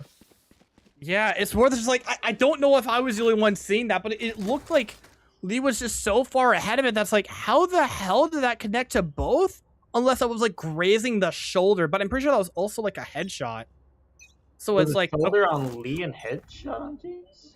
I don't even know, like, because it had the collat and the headshot logo for that kill. So that's why I was confused that it's the hell that worked, because it was the same shot. And it's like, maybe it's just a Rito moment. Maybe I put it down to that. Snowfall trying to bring out the worst gun in the game to target the boost there on B. And I say that with confidence because it is the Bucky for crying out loud, so... Ugh.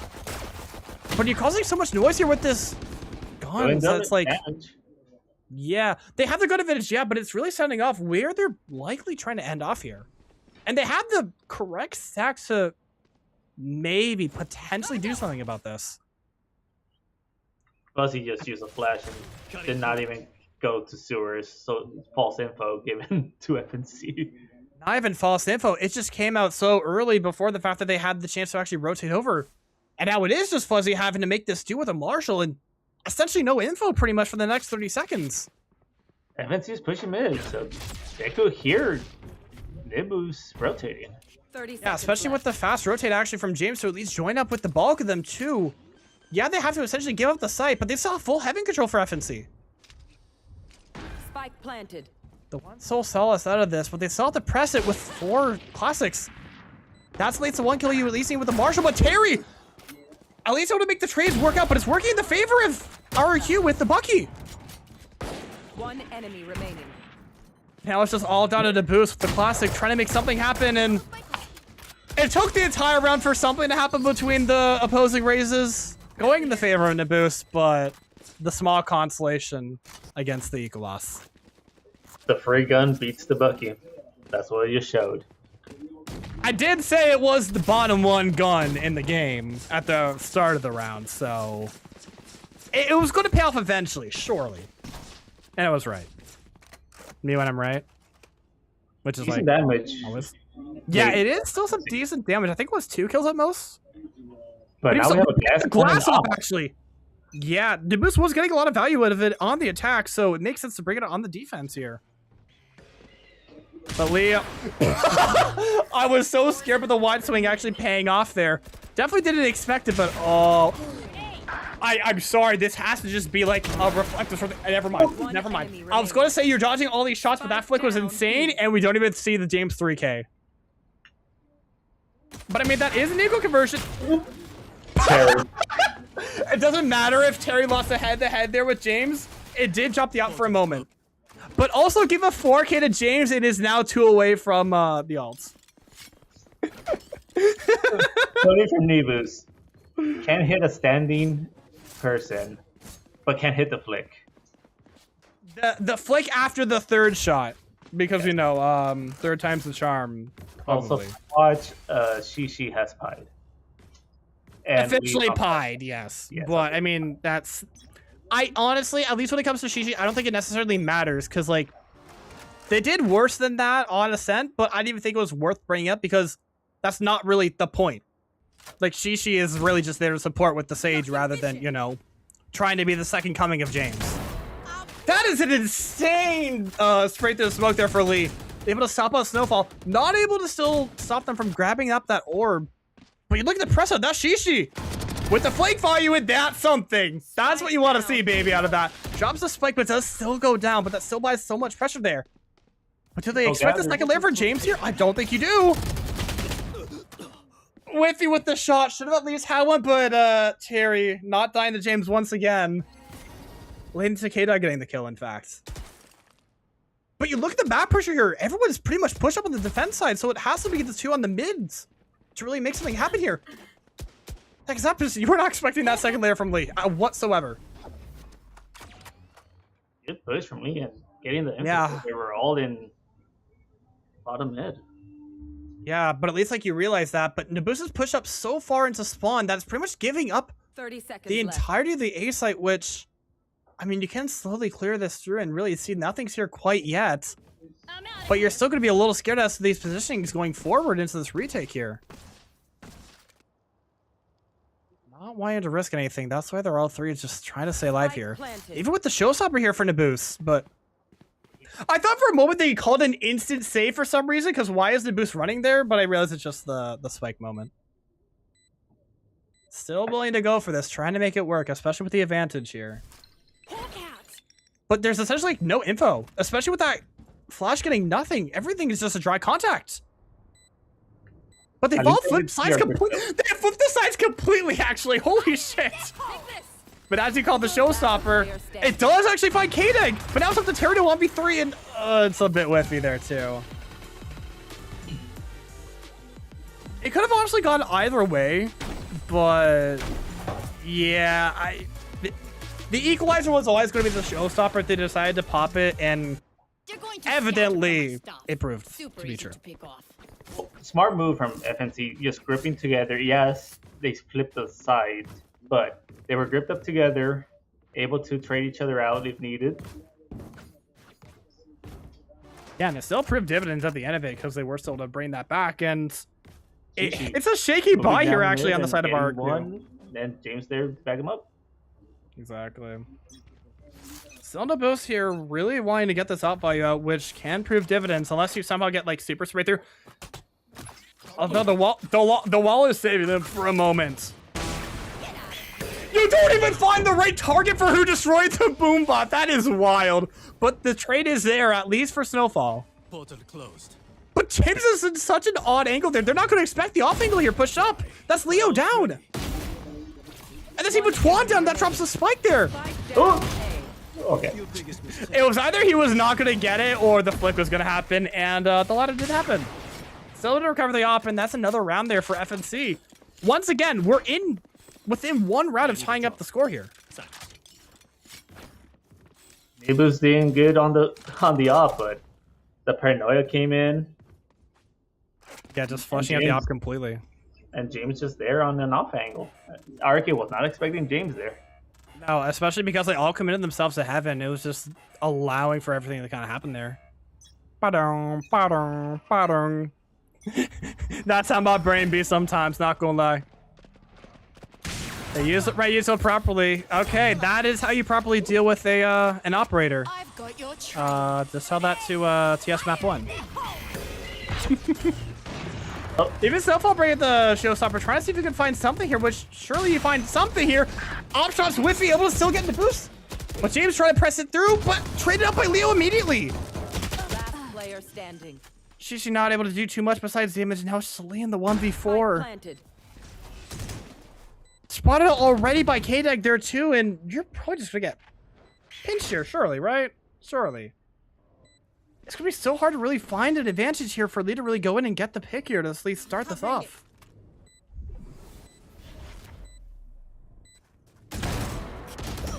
Insane crosshair plates when they at least get the one, but immediately traded up by Twan.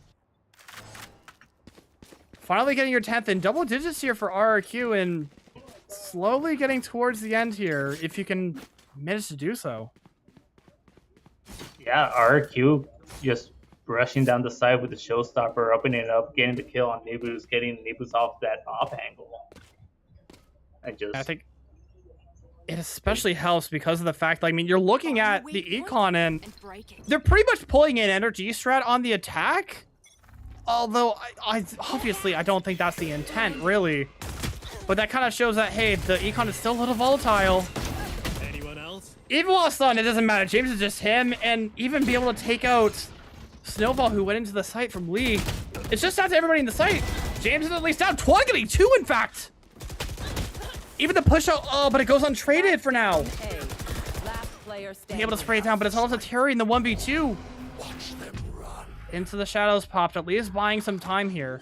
I think they did at least, I don't know if the boost revealed himself or not, but at least it buys a chance for Terry to manage in the 1v2 here. You have a good amount of util to make this doable as well. Oh, here's the ropes. Yeah, you hear the rope, and pay attention because Fuzzy is about to have the flash. If you don't get this right, this is going to get some really weird info for you, if not at all.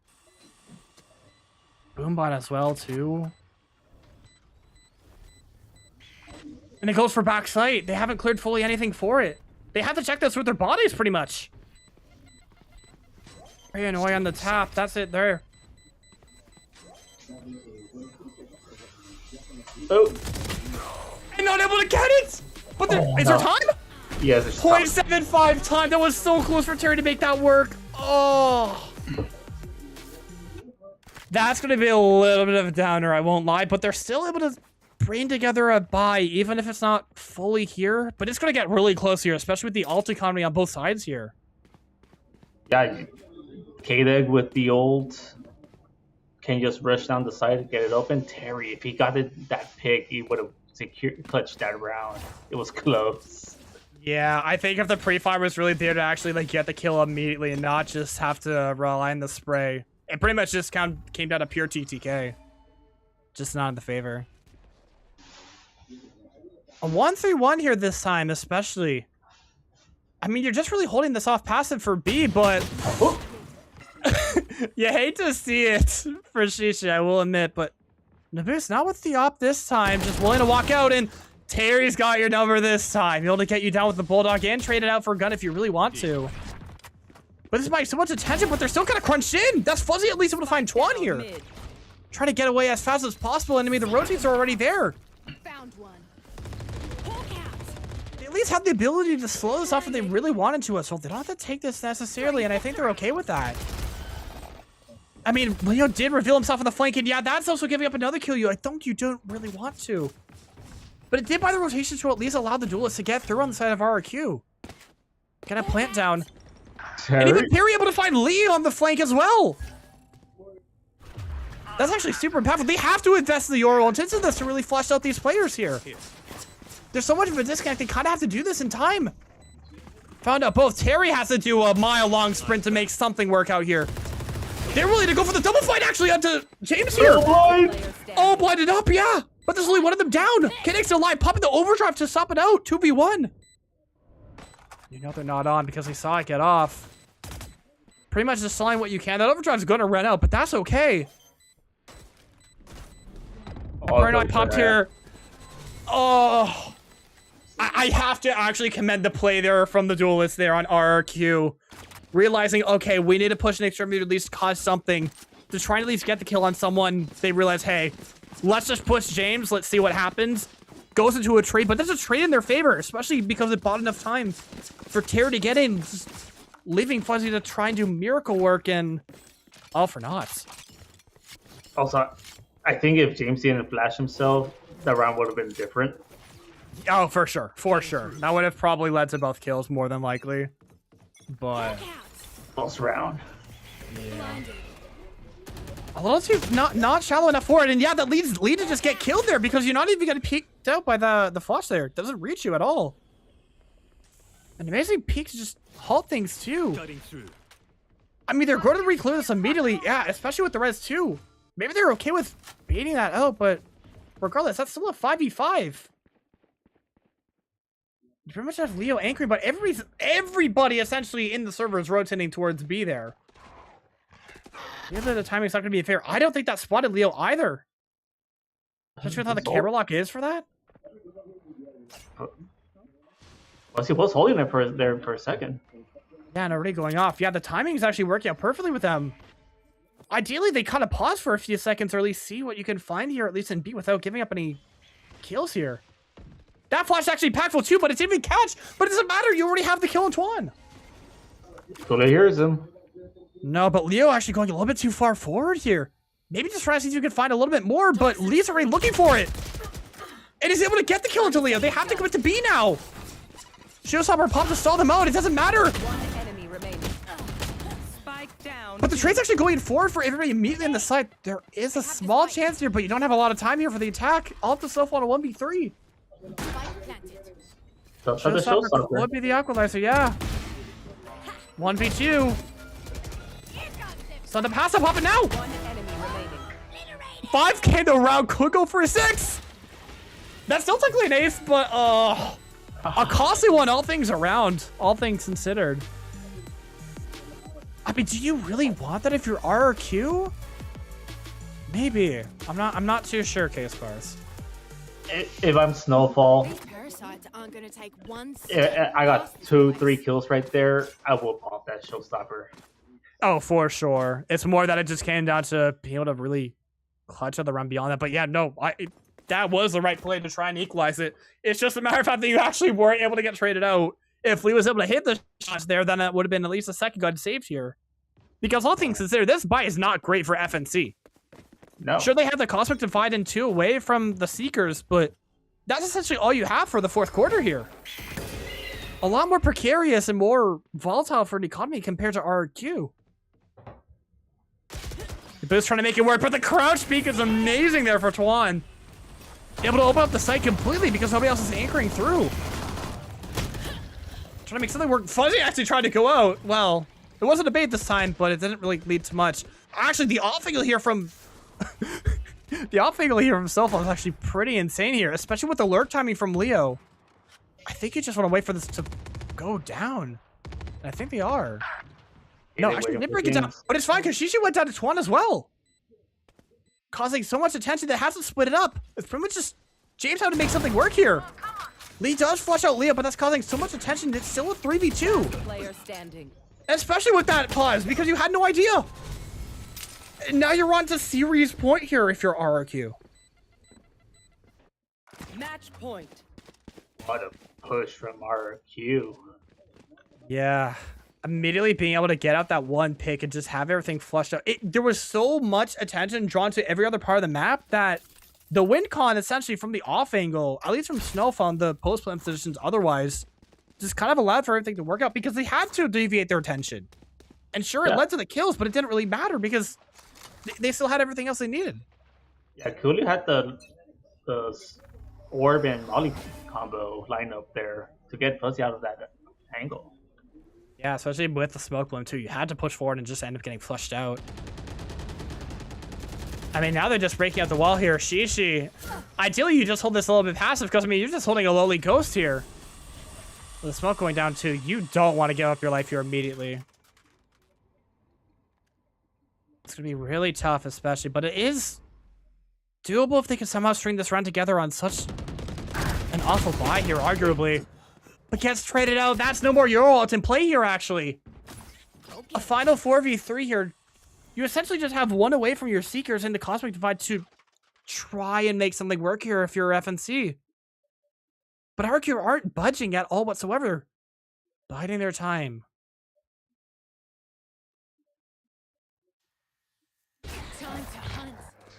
Only Rain to spring it. That's the boost in such a committed position. At least able to get away for now, but you're still in an island. Everyone else is just still needing to rotate. This pretty much just opens up the site for them completely. At least able to flood through now. 30 seconds. But beyond that, I'm still concerned for FNC here. They lost heaven control. Yeah, they did lose heaven control, but I guess they're okay with that being with the pit instead. And even with the guns, they can just spray things through if they really wanted to. Still just need to find your avenue of attack here. Nobody peeking out through quite yet. That's still Foley's getting picked up by the boost there. Why making things a little bit hairy? I mean, they can maybe flush into boost in the R with the paranoia. That is good for now. It's just down to a 2v2 here. 1v1 and Lee able to blaze frag over the edge there. A do or die round there. Everything kind of got a little crazy with those trades, but in the favor of bringing this to a round 24, one away from tying it up and bringing it to OT. Yeah, Evans, it was either RQ pushing out of the Viper's pit because the Viper's pit did not cover the spike. The spike was out in the open, so RQ had to push out to try to get kills. Yeah, and I think they really wanted to, but I think the way that pit actually worked out, not even because it wasn't covering it, but it was such a tricky pit to kind of work with that. I think you just needed to drop it because I think those angles just worked in favor for FNC to flood back through. And now, I mean, you look at it, it's not a perfect buy on the side of RIQ, but you've got 3 ults ready here for FNC to potentially bring this back over to OT. Still with all the speed pressure here. Not fighting into an ult immediately unless you want to pop it through, but the stack is amazing here, actually. The trade at least going in favor. Snowfall getting out for Lee, and that's James down as well to the slide. Naboo's trying their damnedest to try and bring names to OT, but only able to get one. Trying their damnedest, but it's a 3v2 retake here, all up to Fuzzy and Shishi. Seekers traded out. Everybody's position's essentially known here. Still trying to make something work here, but you don't have a lot to work with on the defense here. All up to the gunplay. Good for one there, Fuzzy on the jiggle there. It'll get the second, but now it's up to Terry. Of course it's Terry in the 1v1 clutch. Little antsy with it. Had no idea if they were sticking, but Fuzzy's good for it. 29 kills going into OT, leading the server for splits.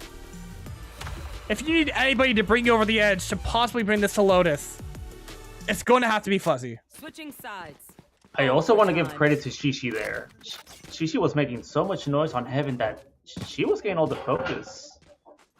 Yeah, which feels so backwards in a sense because obviously you kind of want to be a little bit of a sneakier deterrent, but causing so much noise and attention, especially with that area, just kind of allowed Fuzzy to kind of just go in and get those ones. Yeah. You got the Odin actually as well into this one. No need for the Ares, especially in OT here. With the guaranteed 5k. Nothing's kind of equalized back up again. Anybody's ball game here. There's a chance we can end the series or just go to Lotus here, Face Bars. All bangers, either end or start and split. That much is the one constant. Time to jump. Keda noted at least by the flash, but actually they're spotted out here. The only one who can necessarily go in immediately is James if you really want to pop this quite yet, but I think you just wait for a second. I don't even know if that dog actually spotted all 4 people there on the defense. Surely it did, because it did cause the pause in the callback, actually. More than likely coming down to this mid-fight here. A little bit spotty, but not ready for it, actually. And especially because James goes down for the trade there. Everything going in the favor of RQ in that fight. And now with that blunder, you essentially have to have the heroics again from Fuzzy. At least if we get the first, but trade it out. Naboo's in a 1v3. Still rather doable, but you have to flush out 2 players if you want to even have a chance to break open this site. And that's already being spotted out by the jiggle from the Neon. And you're pretty much being double held here. Seconds left. Honestly, could have been doable, I will admit, but luckily K-Dag's able to bring it over. Take it back to lead once again. Bring it to match point yet again. I like the idea of canceling for FNC and pushing mid, but RQ was also aware of that was a possibility and having 3 pushing mid. Yeah, it pretty much just came to that, and the fight just being taken unfavorably on the side of FNC. I think they could have had an advantage there, especially with Lee being in the position that you were past it all, but only good enough for like 1, maybe 2 trades before going down, but that pretty much just costed them. And now once again, having to try to play on the back foot once again to try and equalize it once more. 5 stack to be just trying to passively see what they can find here, really. On the side of the RQ's attack here. But she's already ready here, actually causing that deterrence. There's only 3 in the site. They had to break through the wall. But again, the trade's still just going in favor of RRQ. Ooh. I just realized actually that wall actually wasn't great at all now seeing on the UI, but it's whatever, it's fine. It caused enough of a deterrence to kind of stop things through, and now It's you a 2v2. Yeah, a 2v2 here. Arguably still could be in the favor of FNC, unless the crossfire is amazing. Yeah, the passive off angle is pretty much meaning that Fuzzy does actually have to do everything. The boost is the one actually baiting here this time, believe it or not. The crossfire hold. Somewhat good enough, but it's still a 1v1 here. Has to bump the overdrive to make it work. And just not ready for it in a boost with the heroic 3k. Wait, never mind, they had no time. I didn't realize. I could not hear that. Attackers win. Oh. Wait, how is that a 0-14? Oh, no. The custom game showing the defeat screen as 0-14. That is crazy. But no, honestly, it's such a close affair there from the split. Honestly, it still was a banger, all things considered, but still rather unfortunate for FNC that they just couldn't bring. They had so many opportunities to really bring it back, and they almost did. They almost did.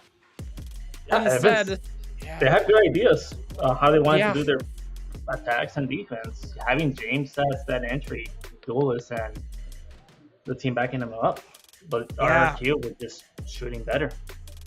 Pretty much, yeah. I mean, the team play, I think, is really what kind of came through with it all, because you still look at the scoreboard, really, and I mean, you look at the 3 on top, really. Fuzzy, James, and the boost all kind of holding in their own, each willing to be that one to go and get those first bloods. They had 8 total first bloods compared to, I mean, you have to add up 4 on the side of RQ, which, I mean, sure, that's 13, but the fact that they were still kind of able to open things up and really top things over kind of showed that this was doable. This was doable, K-Spars.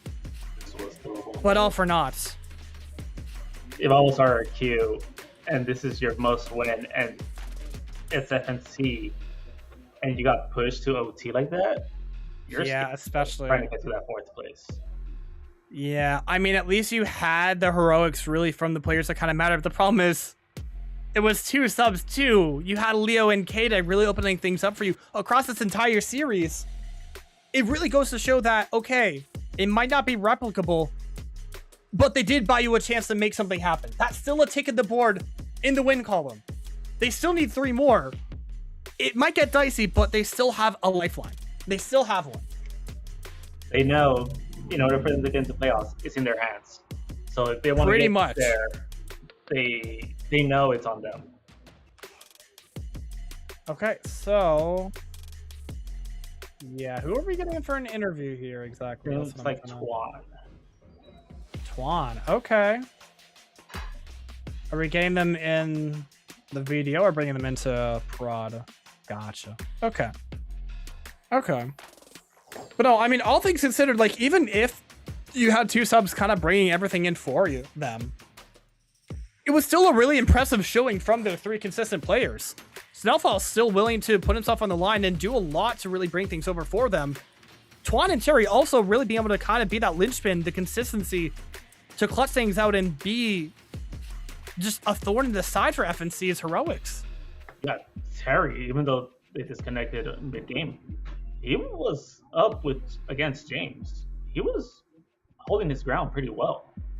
Yeah, if we could honestly get like stat from somebody eventually, if Sting is still here, you gotta get us a head-to-head between Terry and James across that series. I'm actually very curious about that. Hello. Hello, Twan. Welcome on in, and congratulations on your first win in season 3. How's it feel? It's a relief for sure. It's a relief. We've had some fucking close ones, some really close, difficult games that didn't quite go our way. So to get one finally dropping in our direction is a huge relief for sure.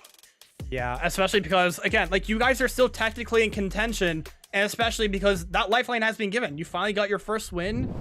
You still technically need to win all of them out for now, but you've gone past the first hurdle, and that's got to at least be a relief on your shoulders, for sure. Oh, yeah, absolutely. And I mean, we kind of needed the momentum to kind of get us off the ground.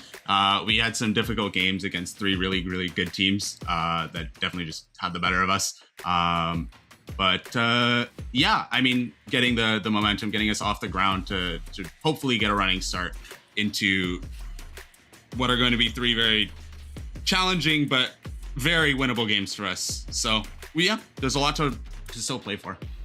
Yeah, I think at least going into this series, obviously the lifeline kind of had to be given, not just because of you 3 with your core, but then you had 2 subs in, but your subs were K-Dag and Leo. Kind of give us at least a linchpin with that, so to be like, okay, how did that kind of work out with that dynamic, and how did it kind of feel having, you know, arguably, quote unquote, the number 5 cool Leo? That too, yeah. K-Dag's the go. I want to shout out K-Dag real quick. That guy popped off, like, genuinely more than even I expected. He did great today. Fucking super appreciative of him. And Leo, that's kind of my perma sub, because I've played with him for so long. We played fucking this damn game together for 3 years. We're good friends. So we played Premier for a very long time. It just kind of made sense for us. We were supposed to get Derpina as well to sub. Her and I as well played together for a long time. So we kind of all know each other's dynamic, but unfortunately that didn't quite work out due to some point stuff. So we had K-Dag.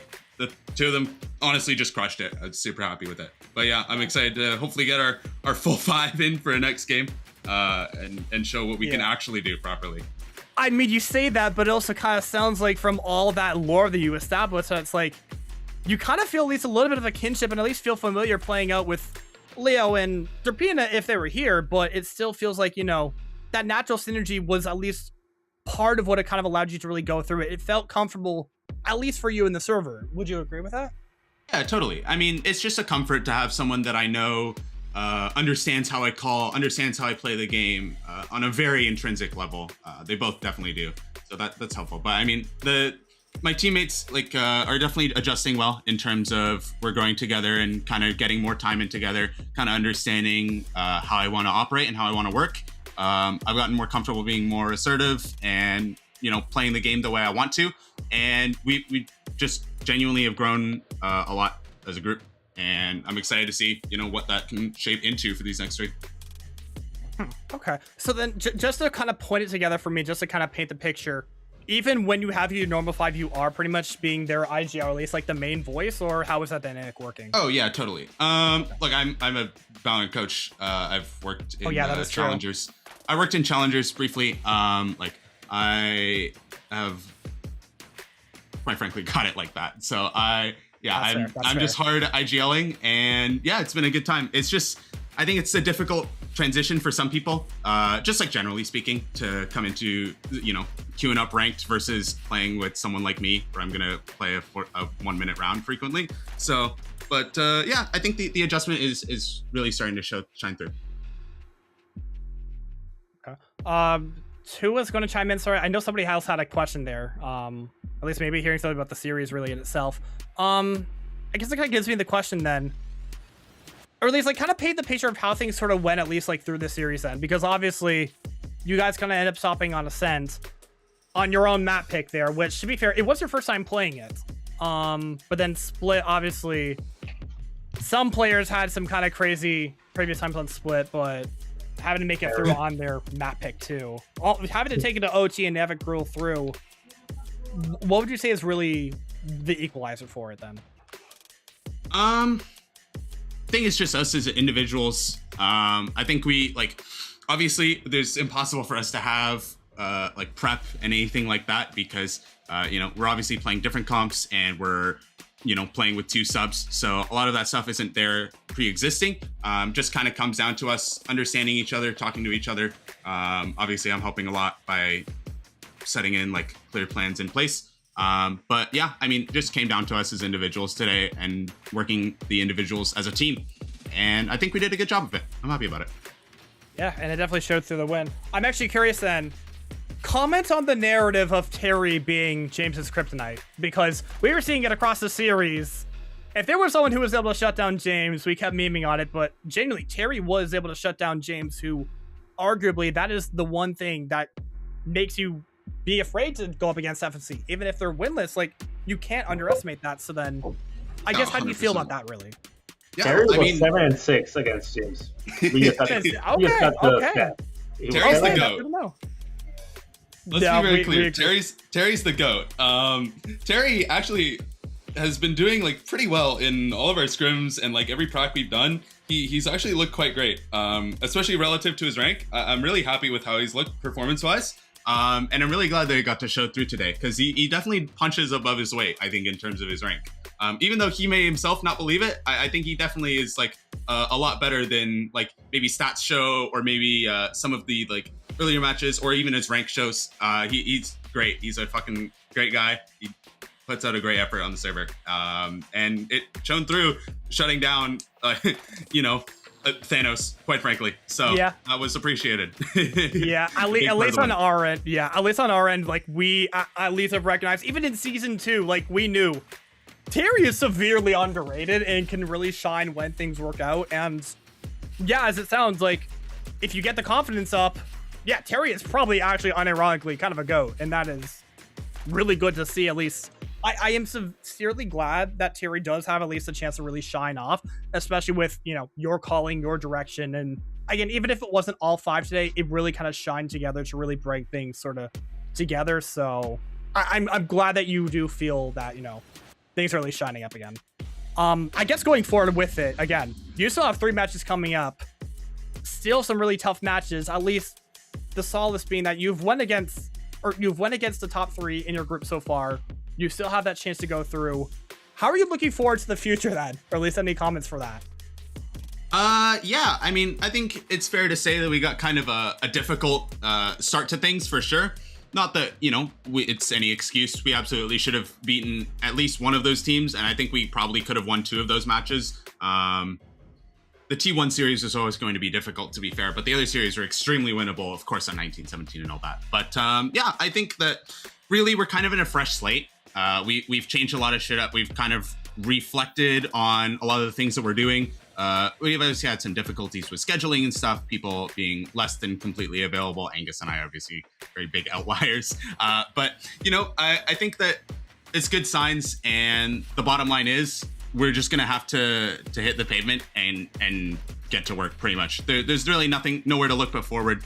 And in theory, the games only get easier from where we started, and they can only get better. So some solace at least. And yeah, I think there's a lot to look forward to.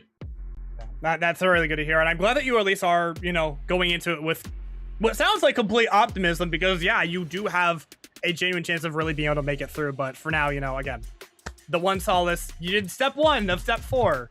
You got the first win. So once again, congratulations. Does anybody else have any questions for Tuan before we set things off? No, I hope this win give you guys the vibes, get your feet up and running. Your playoffs has started today, basically. So I hope you keep on winning. And Did you say the first person has entered Tube? You've lost your mind. He just absolutely lost it. Oh my god. All right, I appreciate final words it, here, guys. Tuan? Sorry? Any final words? I'll see you guys in playoffs. Okay, all right. You know what? Yeah. Hopefully then, yeah, we do see you in playoffs. Thank you for the interview, Tuan. We really appreciate it. And congratulations again on the win. Cheers. Thanks very much. Have a good night, guys. Have a good night. Well, at least that was exciting. And, for me, at least, again, because that was my first time watching RQ, hearing that insight, especially with the lore that, okay, Tuan and Leo, they actually have the vibes together. They actually have a long history. That is actually really good insight to at least know that, yeah, even if it is a sub, that is still pretty impactful to where it's like, yeah, if that is the case and Angus is not able to come in with that sub stuff, Leo is the perfect sub and it seems like it works out. So maybe Leo is the 6th man. Maybe it's true. Who knows? See? New sub allegations? Let's go Angus with Leo? Maybe. Look, to be fair, it does at least work out given the fact that there isn't any sort of collusion, because normally, again, Leo at least is on SPG, which is over in Omega. So it's not all goofy. Maybe a little bit of nepotism, but who cares? It's Timmy's. Any other final thoughts here from you, Case Bars. You got to do whatever to win to make it to that 4th seed. So, and they really need to do that if they really want to. And hey, they made the first step happen, and we'll see how things go in the coming weeks. But for now, that's been the series. I've been Val. Case Bars chiming in. Thanks to Ian McClellan once again for producing, and Stingray for the observing and stats. Really appreciate it, guys. And yeah, that's been our show tonight. Thank you guys for tuning in, and we will see you guys. I think we've got games tomorrow for EU Season 2 tomorrow. So tune in for that. Oh yeah, there are 3 NA games actually too. So we're actually jam-packed tomorrow. So be excited for that. We've got a lot of games tomorrow for Monday for 2 different regions. So stay tuned for that. But for now, that's been our show. We'll see you guys tomorrow. See you.